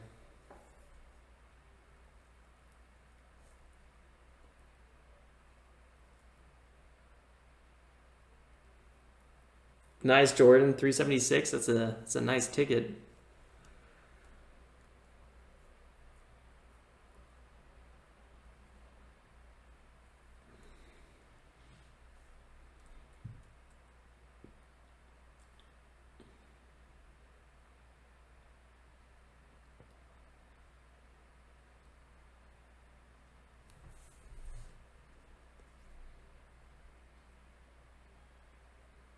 SCKT is sure an emotional roller coaster. Look at the 5 minute. You can see the pennant pattern pretty clearly on the 5 minute if you can't identify it on the 1 minute.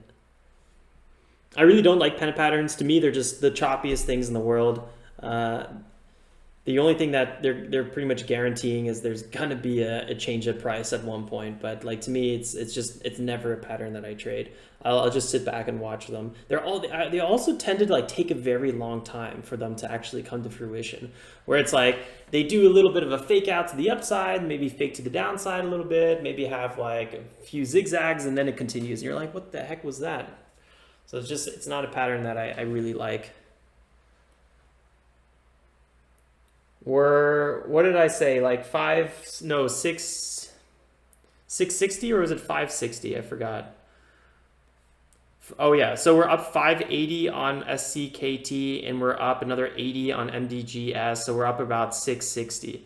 That's what it was. Not a bad day, not a bad day. Still got to break the 1,000 limit though, but I'm not trying to force it. I feel like there's a few days I could have broke it, but then I kind of stopped trading because I didn't really see anything. So who knows? We could have broken on one of those days, or I could have gave back half my profits. So that's why I don't force it. You know, it's going to happen eventually as we increase our position size and as we get a little bit more consistent and better.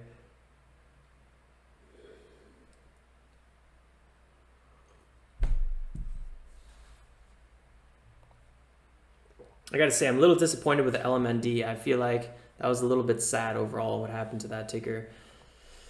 But, you know, I should have done a little bit more due diligence on that one. And you know what? I was going to move down my limit order too. There was a time where I was looking at it and I was like, you know what?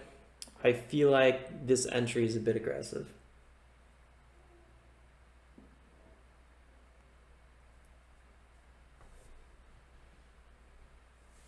How did that go? How's he doing today?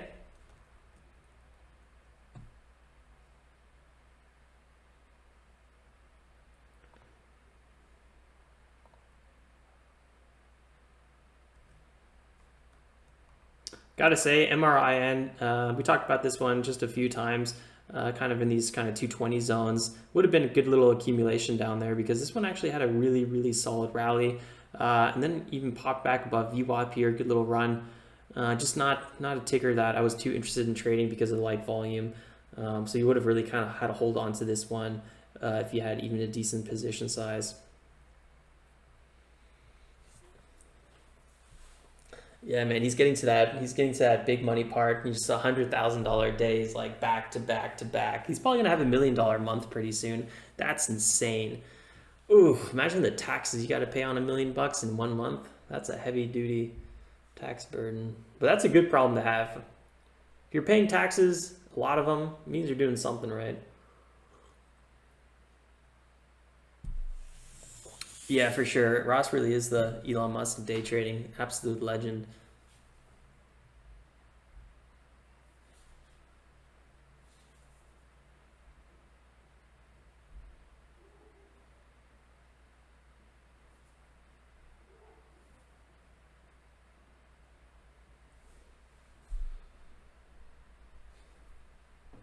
Oh, 750K on the month on his Roth IRA, so no taxes. Smart move.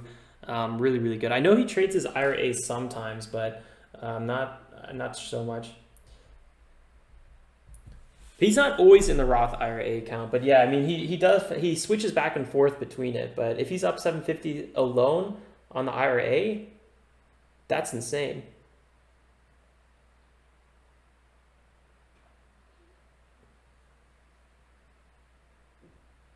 He's gonna retire at 21. How old is he anyway?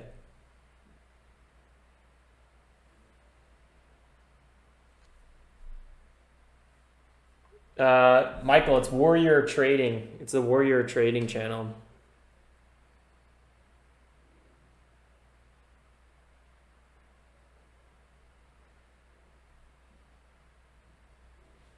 $42, yeah, makes sense. He was married. I don't know if he has any kids. He got divorced, I think.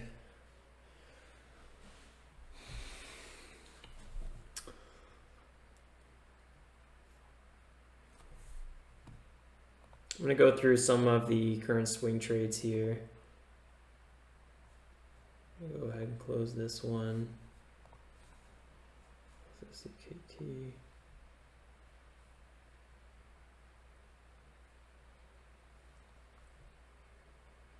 Oh, he's got a son? His son's hiding. He's somewhere. I don't think I've seen him before. It's actually kind of a funny thought. Oh, it's so dark in here. Just realized how dark it was. What were we talking about? Okay, so let's review some of these trades overall, and actually let's go through some of the watch lists that we haven't really gone through in a while, because I feel like that'd be kind of interesting. Sono, man, this was a ticker I really missed my entry on at 12. That would have been beautiful. I'd be taking some heavy duty profits around 16 already. Yeah, that was exactly the ticker I wanted, but yeah, I kind of missed that one a little bit. JETS. And actually, let me go to the unlimited account, or all the accounts. I still have a limited order on Jets. The airlines have been doing pretty good. Missed about 50% upside on this one, which is a little bit upsetting. Still waiting for maybe some sort of bad news to come out. I feel like airlines have totally sold off as much as they're going to sell off. So any sort of big dip, I'm going to probably be getting long airlines. Nothing's guaranteed, but that's what I'm looking for. We have a little bit of a peaks right here, lower high peak. Downtrending, and then we have a nice little breakout here. I gotta say, this is a solid breakout with a nice little pullback to the 9 EMA. This could be a bit of a continuation for airlines, guys. They might just be getting started here. Well, they've been on a good little trend now, but I think the trend was just verified on at least Jets. Some of the other airlines are kind of having that big resistance, but I'm expecting a lot of these to start breaking out at one point. Royal Caribbean and Carnival Cruise Lines. Actually, Royal Caribbean was the ticker that I gotta say, man, I had a limit order at 60 and I removed it for no reason. We pulled back around 3%, but I'd be up around 6% if I just held it. That would have been a nice one. Another good entry point would have been this pullback here, back above 60, and look at that continuation, 6.5%. So even though I missed it originally, this could have been many good trades in that. So yeah, 60 is a key area with RCL. I don't know if it's gonna be a key area in the future, but it was, and that's one of those setups that we called out and we just weren't able to capitalize on.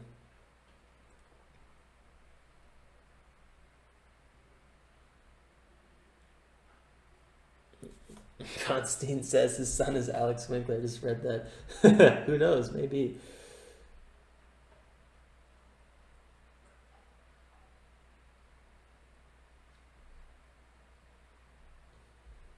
My trading went downhill with 2 little kids. Oh, Jason. What price target do I have for RXT? Oh, wow, Intel Corp. Let's actually talk about this one for a second. Oh, man, let me actually text my friend who's in Intel Corp. Let me see if he's still holding it. So I got to see here.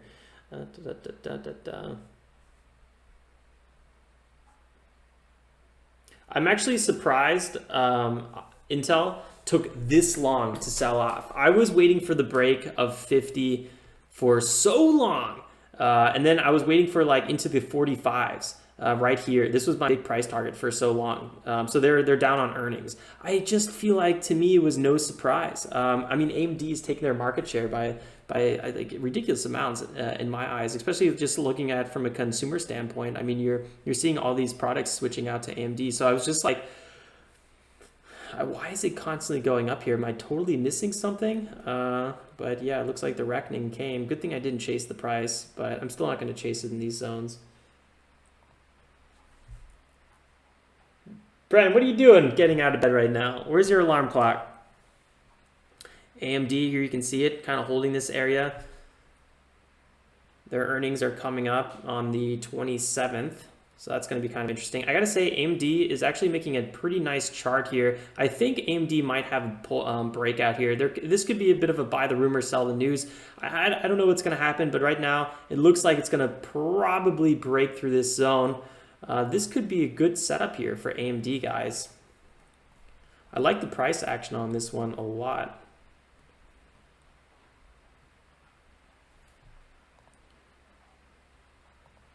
You just got to really throw some money into this ticker. It's not a fast mover, so I don't know if holding up cash in it would be the nicest thing. Apple consolidating here to the downside a little bit could also be a decent entry. SPCE, I've been waiting for this one to come back down again. We've had some really good trades on this one, but we've also had tons of missed opportunities on this one. To me, it's overextended in these areas. I'm going to be waiting for this to come down quite a bit.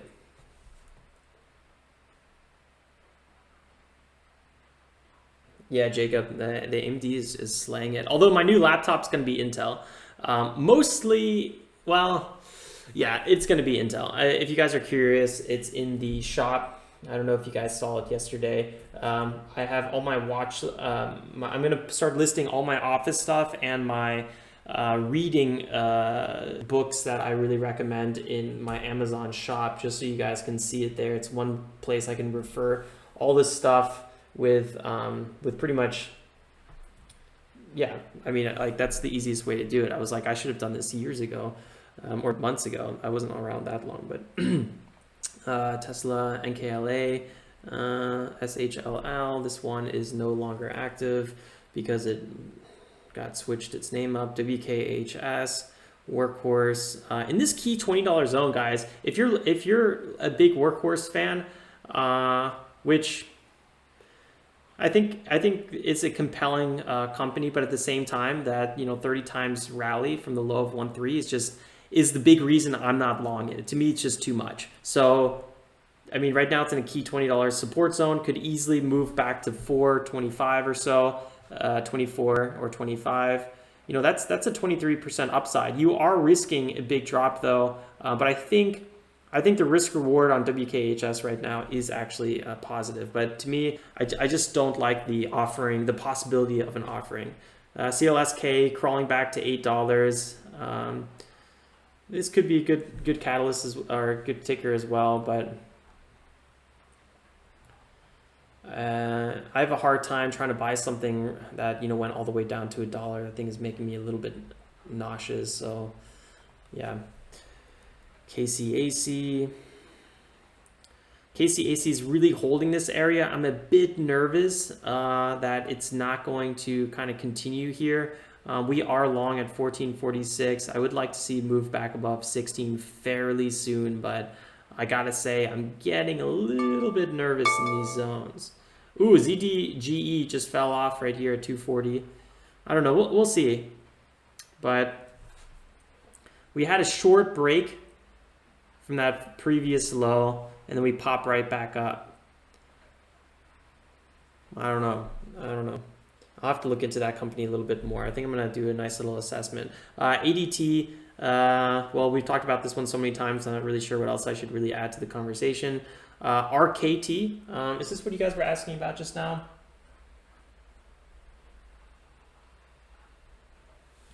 What do I think about Hertz, WWR? What's WWR doing? I think accumulating at around 450 for WWR and then praying to baby Jesus that some catalyst comes out is how I would treat WWR. I don't know what it's doing right now, but that's how I would do it. DKNG, I really like that ticker. We're gonna talk about it in a second. What do I think about Hertz? We could talk about that one right after RKT. So RKT. Yeah, I mean, we bought here at 1984. Right now we're at 20. I'm pretty much at break even. I really want to see this thing move into the 22s. We'll see. That would be about a 10% rally, nothing too big, but that's what I'm looking for Rocket company, Rocket Loans. HTZ Hertz, the rental company that now has the, what's it called? The debt. Let me go back to my posts. Hertz, I forgot what it was called. Having a bit of a brain fart. HTZ.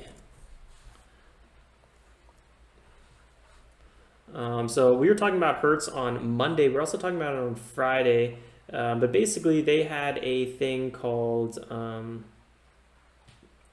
it's up here, no? It's all the way at the bottom. Yeah, okay, debtor and processing. That's why I was like, what is it? So they had some financing, but basically they're still a bankrupt company, right? Don't forget it's a bankrupt company. Basically, this financing allows them to continue operations, and basically the profits go to pay off the debts. This financing basically just keeps them alive. $1.65 billion in debt financings. That's kind of a crazy number there. Just keep that in mind. I mean, this is still a bankrupt company, right?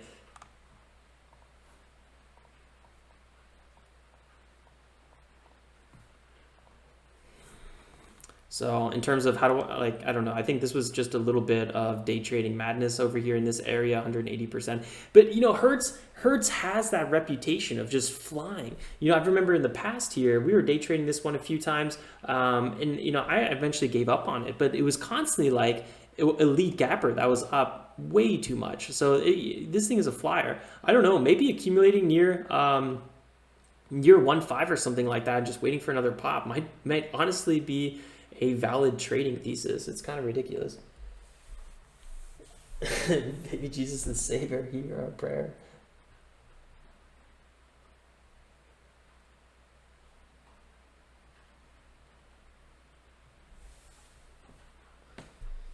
John McAllister, Ross Cameron, he is the guy from Warrior Trading who I think started Warrior Trading. I'm not totally sure. He's got a channel here. He's big into day trading. I would definitely check him out. He's a bit more scalpy. He's very quick on breakouts. Yeah. But great strategy. I learned a lot from Ross. I study his stuff all the time. Look at KODK. Oy, oy, oy. We'll probably come across that company. Actually, we'll look at it after CVAC. CVAC, you guys know this company. They are the German company working on a coronavirus vaccine. This is the one that Trump tried to buy. Big move down here, and we had a nice little trade on this one. You know, I could have, should have, would have traded this one near the IPO price. Pretty much a guaranteed pop at that point to some extent. So I missed that opportunity. That's why you got to check your watch list more often. Sometimes I don't check them as much as I should, which is crazy because I'm trading every day. KODK, I think is Kodak, right? Wow, what was this little spike up here? This is why you always want to set up ideal sell limit orders. It's always a good idea, literally. It's never a bad idea. Weird little pop there. Who knows? Maybe a massive market order got through. I don't know. What's Express doing? Express making a nice little move here. Yeah, trying. I wouldn't really call it anything special. Okay, going here. XPath finally making a little bit dip. AMC. AMC just messing with my heart all the time. RXT, still thinking this could be a good entry. I like this last pullback here at 1633. That was before the rocket to the upside. So rack space, I like what I'm seeing here. Let me see if on FinViz if I can dig up something on rack space. RXS. Ugh. God, rocket companies and these tickers are just too close. Rack space. How can I not remember that? It's so obvious. All right. No, wait, RXT. See, now I'm confused. I was like, rack. No, it's RXT. Maybe that's why I'm confused, because it's so obvious, but it's actually the opposite of what you would think, right? It's the opposite of the obvious. $3.3 billion company. Right now we're at 16. A lot of these larger analytic firms think they're going to go up over 20. There's not one company here that thinks they're going to go under 20. And this one's even at 44. So Goldman with a buy rating of 44. It never even hit that high. So yeah, I feel fairly confident with this one. I really don't care too much about price targets. I've never really followed price targets too much, but at the same time, I do like when they're on my side. But I'd never really buy off of price targets unless the price target, comes out with a bunch of reports explaining why. A lot of these price targets don't have explanations behind them.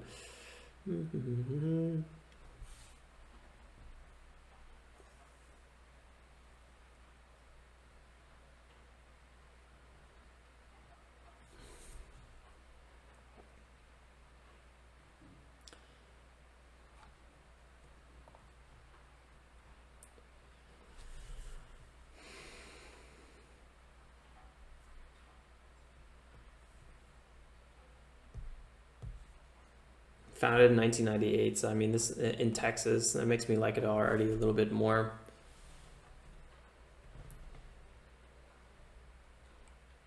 I don't know why, but their logo kind of reminds me of Radio Shack a little bit. It's definitely a extremely institutional landing page. I mean, this is one of those landing pages you expect to see from, like, I don't know, any sort of company that deals with large companies, MNCs or something, multinational corporations. That's like Confluence, Jira. Jira Confluence, Atlassian, that's what I was thinking about. Atlassian, that's like Atlassian. It's like a project management software that owns Trello. And this is kind of one of those classic companies that you kind of expect. They're a bit more enterprise, right? So there's just a lot going on typically. It's not like your classic small cap or startup that's going to use this one maybe. Although I actually use Jira for my own trade journal. Trade journal uses Jira for project management. I feel like I'm getting a little off topic here.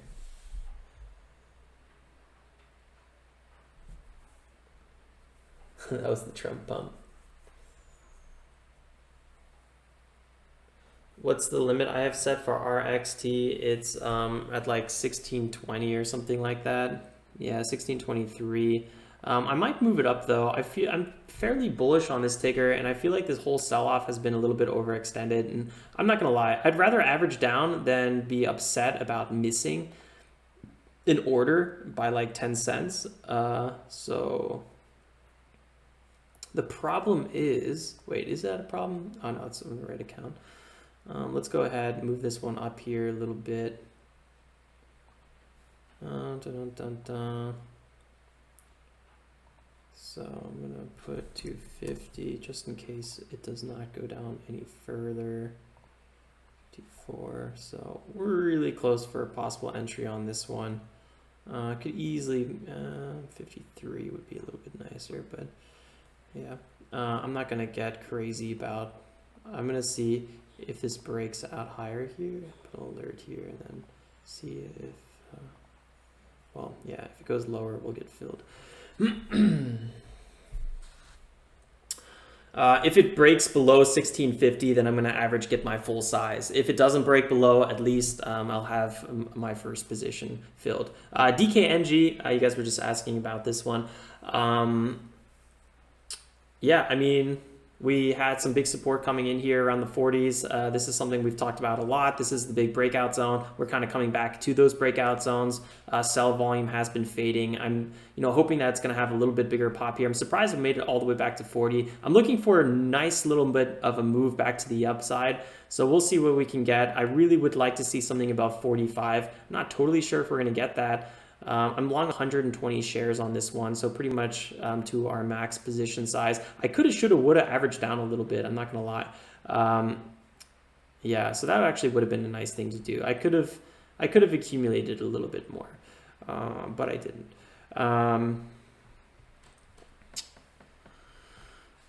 So let's see. Maybe we're gonna get a pop back above 45. That's really what I'm hoping for. So let me just go ahead and click the sell here. So like I said, we're long 120 shares. Good till cancel.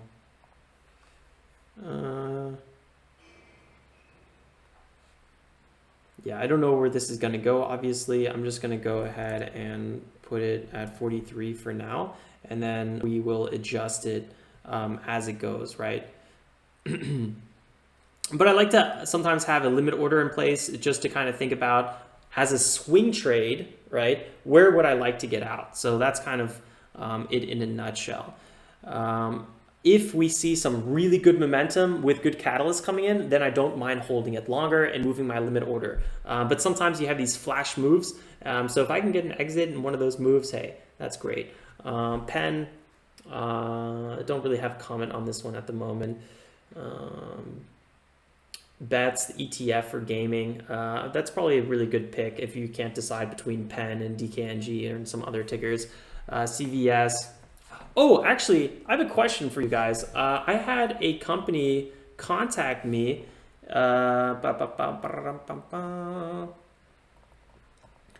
Okay, so this company wrote me. They wanted to do an interview. I don't know if you guys would even be interested in something like this. I'm not even sure if I would be interested in something like this. But then I thought, I don't do a lot of interviews, so worst case, I learned something. Best case, it's actually interesting. Anyway, the CEO from this company wants to interview me.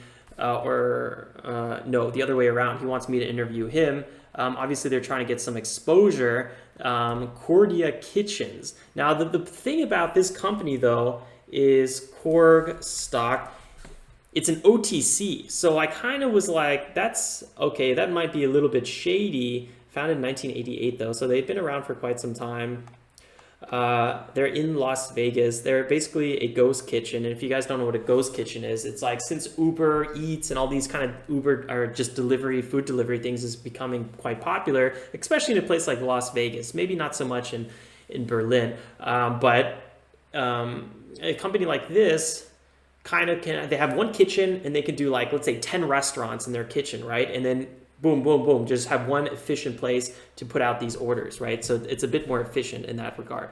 While a traditional restaurant isn't really set up so much for deliveries. So CORG, ticker symbol. There's some other YouTubers talking about them now. So I think they're reaching out to a lot of YouTubers around maybe my size. And then, I don't know, trying to pump the stock a little bit here in my eyes. So I kind of feel like this is a little bit of a pump and dump in my eyes, where the CEO is literally doing the pumping, and I don't know, is he going to dump? Like, I don't know. What do you guys think about that?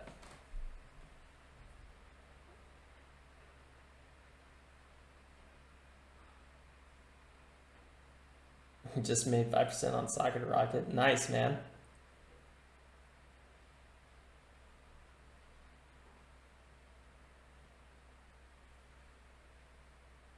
Looks like WKHs CEO.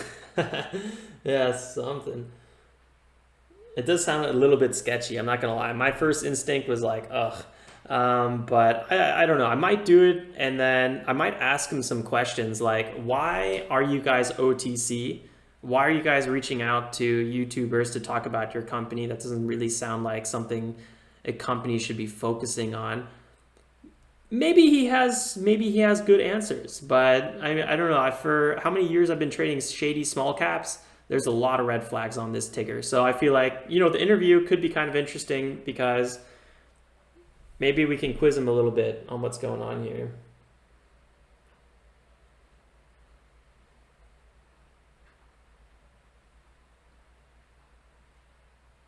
Yeah, Aaron, outsourcing pumps to YouTubers nowadays. Yeah. I think the most important part is just being critical, right? I'm not going to just be like, oh, cool, yeah, we're going to buy this. We're obviously going to be like, yeah, okay, we might actually short this. Although I'm not going to short a company that's an OTC, and I'm not going to short a company that's sub $1. That's suicidal. No matter how shady the company is, you just don't want to avoid doing that. That's the thing. I don't think there's any incentive to do it besides, I don't know, maybe we could learn something from it. So I think that's the only upside, is we can all maybe learn something. So if you guys have some questions you'd want me to ask the CEO, feel free to drop them below. Straight up, feel free to drop. Okay, guys, we just entered RXT at 1655. So now you know we are long RXT at 55. Nice. All right, well, let's see if there's anything left to talk about here on this ticker. Such a cheap company. I feel like I'm going to be focused on their price a little bit too much. I got to look into the company. Looks like, they've been around for quite some time. This is a classic kind of pump and dump.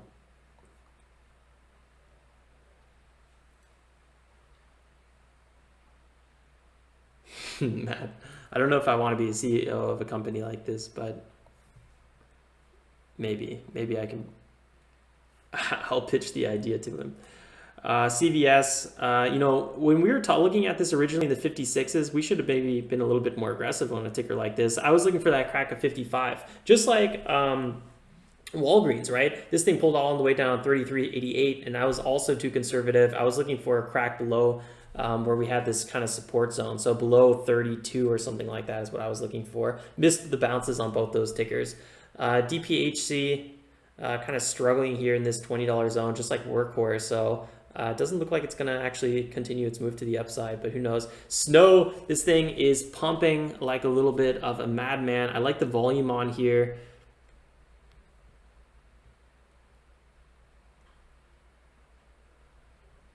Why are all these McAfee IPO news on SNOW? That's the real question.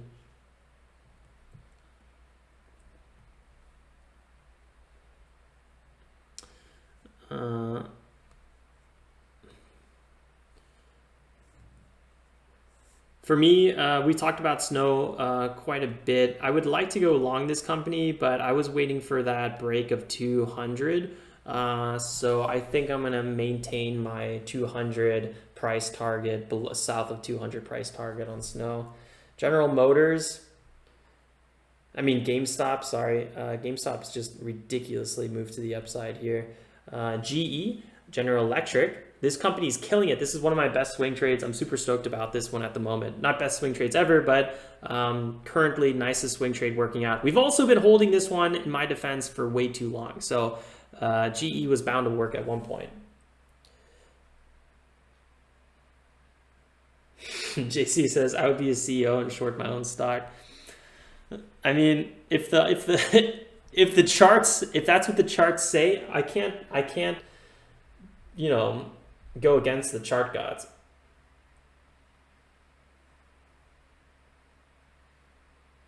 How about missing HA? Yeah, I mean, airlines in general, I have limit orders on for them, but I never got filled, so I'm missing a lot of those, including HA for sure.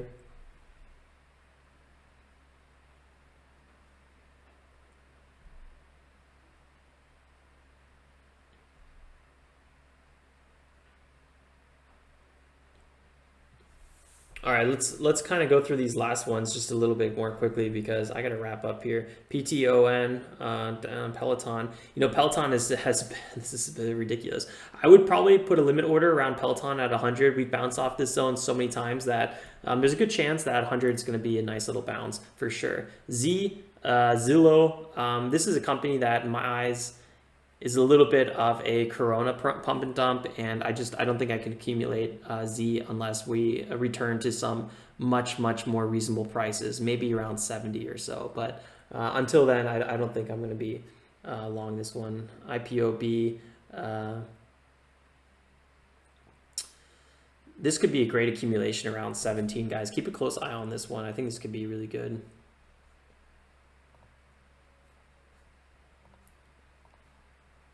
I'm put a little bit of a limit order on this one just so I don't forget about it. Yeah, we'll just put 100 for now. Clearly, I'm gonna want to buy more than 100, but I'm just gonna put this order so I don't forget about it. What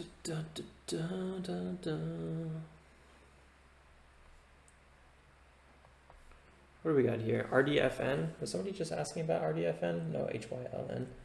RDFN, this was actually, wasn't this a biotech? No comment on this one right now, I forgot.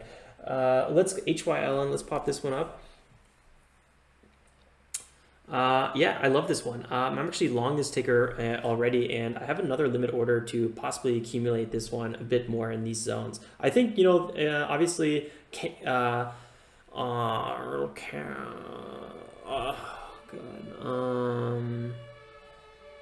what's his name?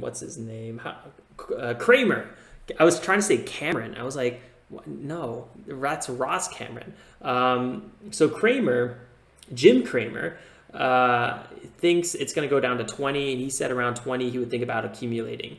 I've started accumulating this one a little bit before, then I realized, okay, we're still in a downwards trend, and I took profits. Then I did my second order a little bit too soon, and then I got flushed down, but luckily I only did half size. Then I just did the second half size, and now I actually have a little bit more for full size that I was waiting to accumulate here. So if this keeps pulling back, I'll have a full size around an average of like, I don't know, 20, 25 or so.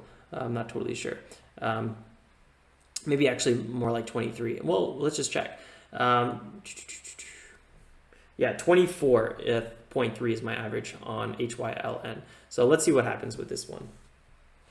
And what was that other ticker that was just called out here you guys want me to check out?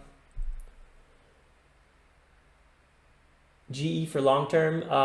GE is a swing trade, but hey, it could be a really good long term for sure.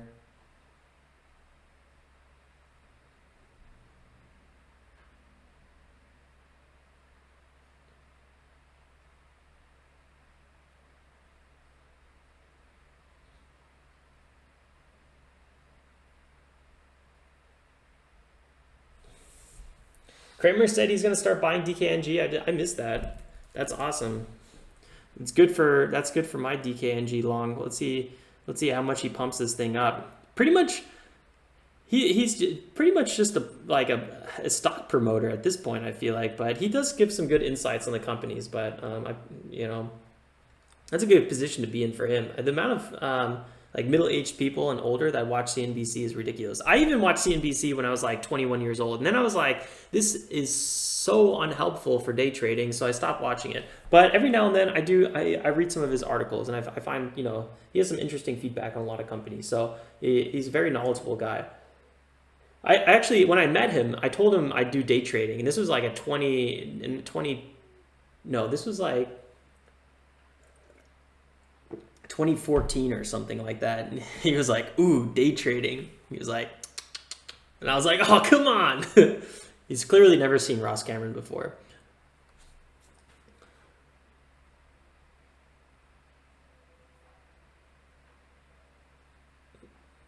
$500,000 shares on SCKT. Ooh, sketchy.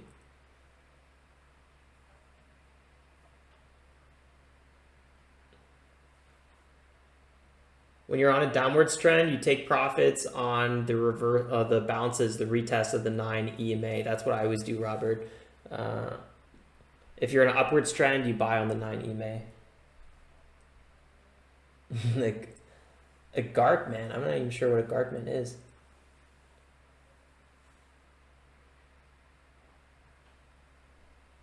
He said it made his losses back day trading.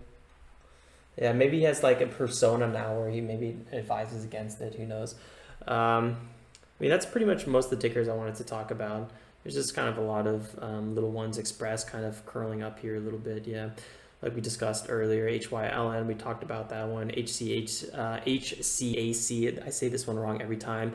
I was accumulating around 10, and I am still holding this one. So yeah. Looking for a move back above 10.5. Right now, this is a very, very slow ticker, but I like that the fact was the low was at 9.21, and this was only in a flash pullback, so I think there's a lot of upside on HCAC. RIOT, no comment. And then I still am bearish this company, but it's benefiting so much from the price of Bitcoin rally right now. So that's also why I just don't short companies like this, because they can explode for no reason. JWN, Nordstrom, if you guys are into that. To be honest, I really like the overall price targets on this, or like the support on this one. I just don't know a lot about this ticker, but I think honestly, I really do think that this ticker could be a good entry just based on their overall price. I would have to check a little bit more to see if this company, how healthy they are. But I gotta say the price point on this one is probably a really, really good hold. You're risking maybe another pullback to 12, but I kind of doubt it. It's about a 10% dip. And from the current price, I mean, this thing could probably run up to here to 15 and then break that. If it breaks 15, this thing is definitely a buy. Right now, we're kind of stuck below this 180 simple moving average. Nerdstrom. Maybe it is, maybe, but all the more potentially high-end clients they have.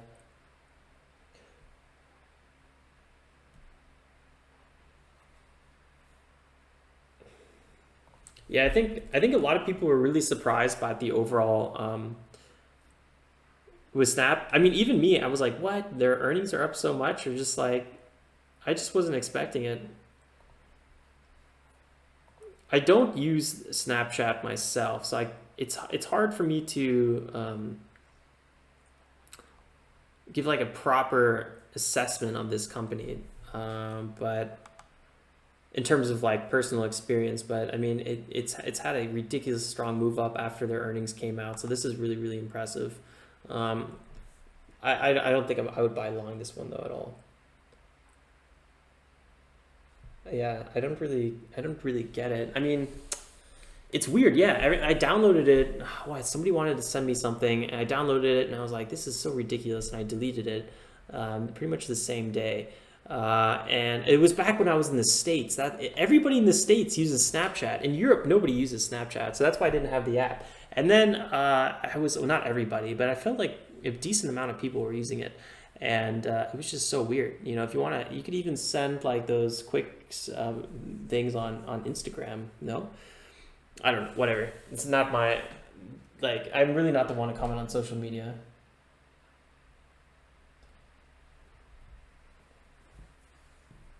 I remember when I was in college and I used Snapchat for a short period of time, and actually it was a bit more simple back then. But then I got a new phone and I never installed it again. So that's kind of, it was like, I don't know, 6 months I used it. And then it was just gone forever from my life. Yeah, I like to have a record of conversations as well. All right, I gotta check the flush on SCKT because it's always kind of fun watching these kind of the late day moves here. But overall, guys, we're pretty much gonna wrap it up here. So it was good fun trading with everyone again today.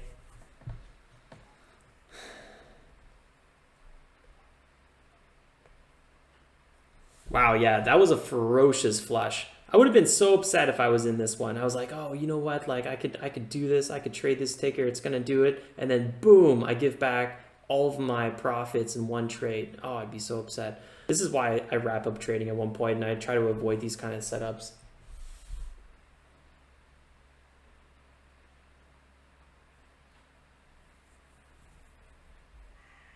Yeah, can have its lady moments, I suppose. Final countdown says he's green. Nice, man. Congrats. All right, guys. I'm going to wrap it up here. Thanks again, guys, for tuning in. I will see you guys then first thing next time. I think on Monday. I'm not sure. Maybe the weekend too, but I kind of doubt it. Like always, guys, stay safe. Make some awesome trades. Drop a like on the way out. And if you're totally new, consider subscribing. We would all love to see you again. And yeah, guys, peace. Have a great weekend. Ciao.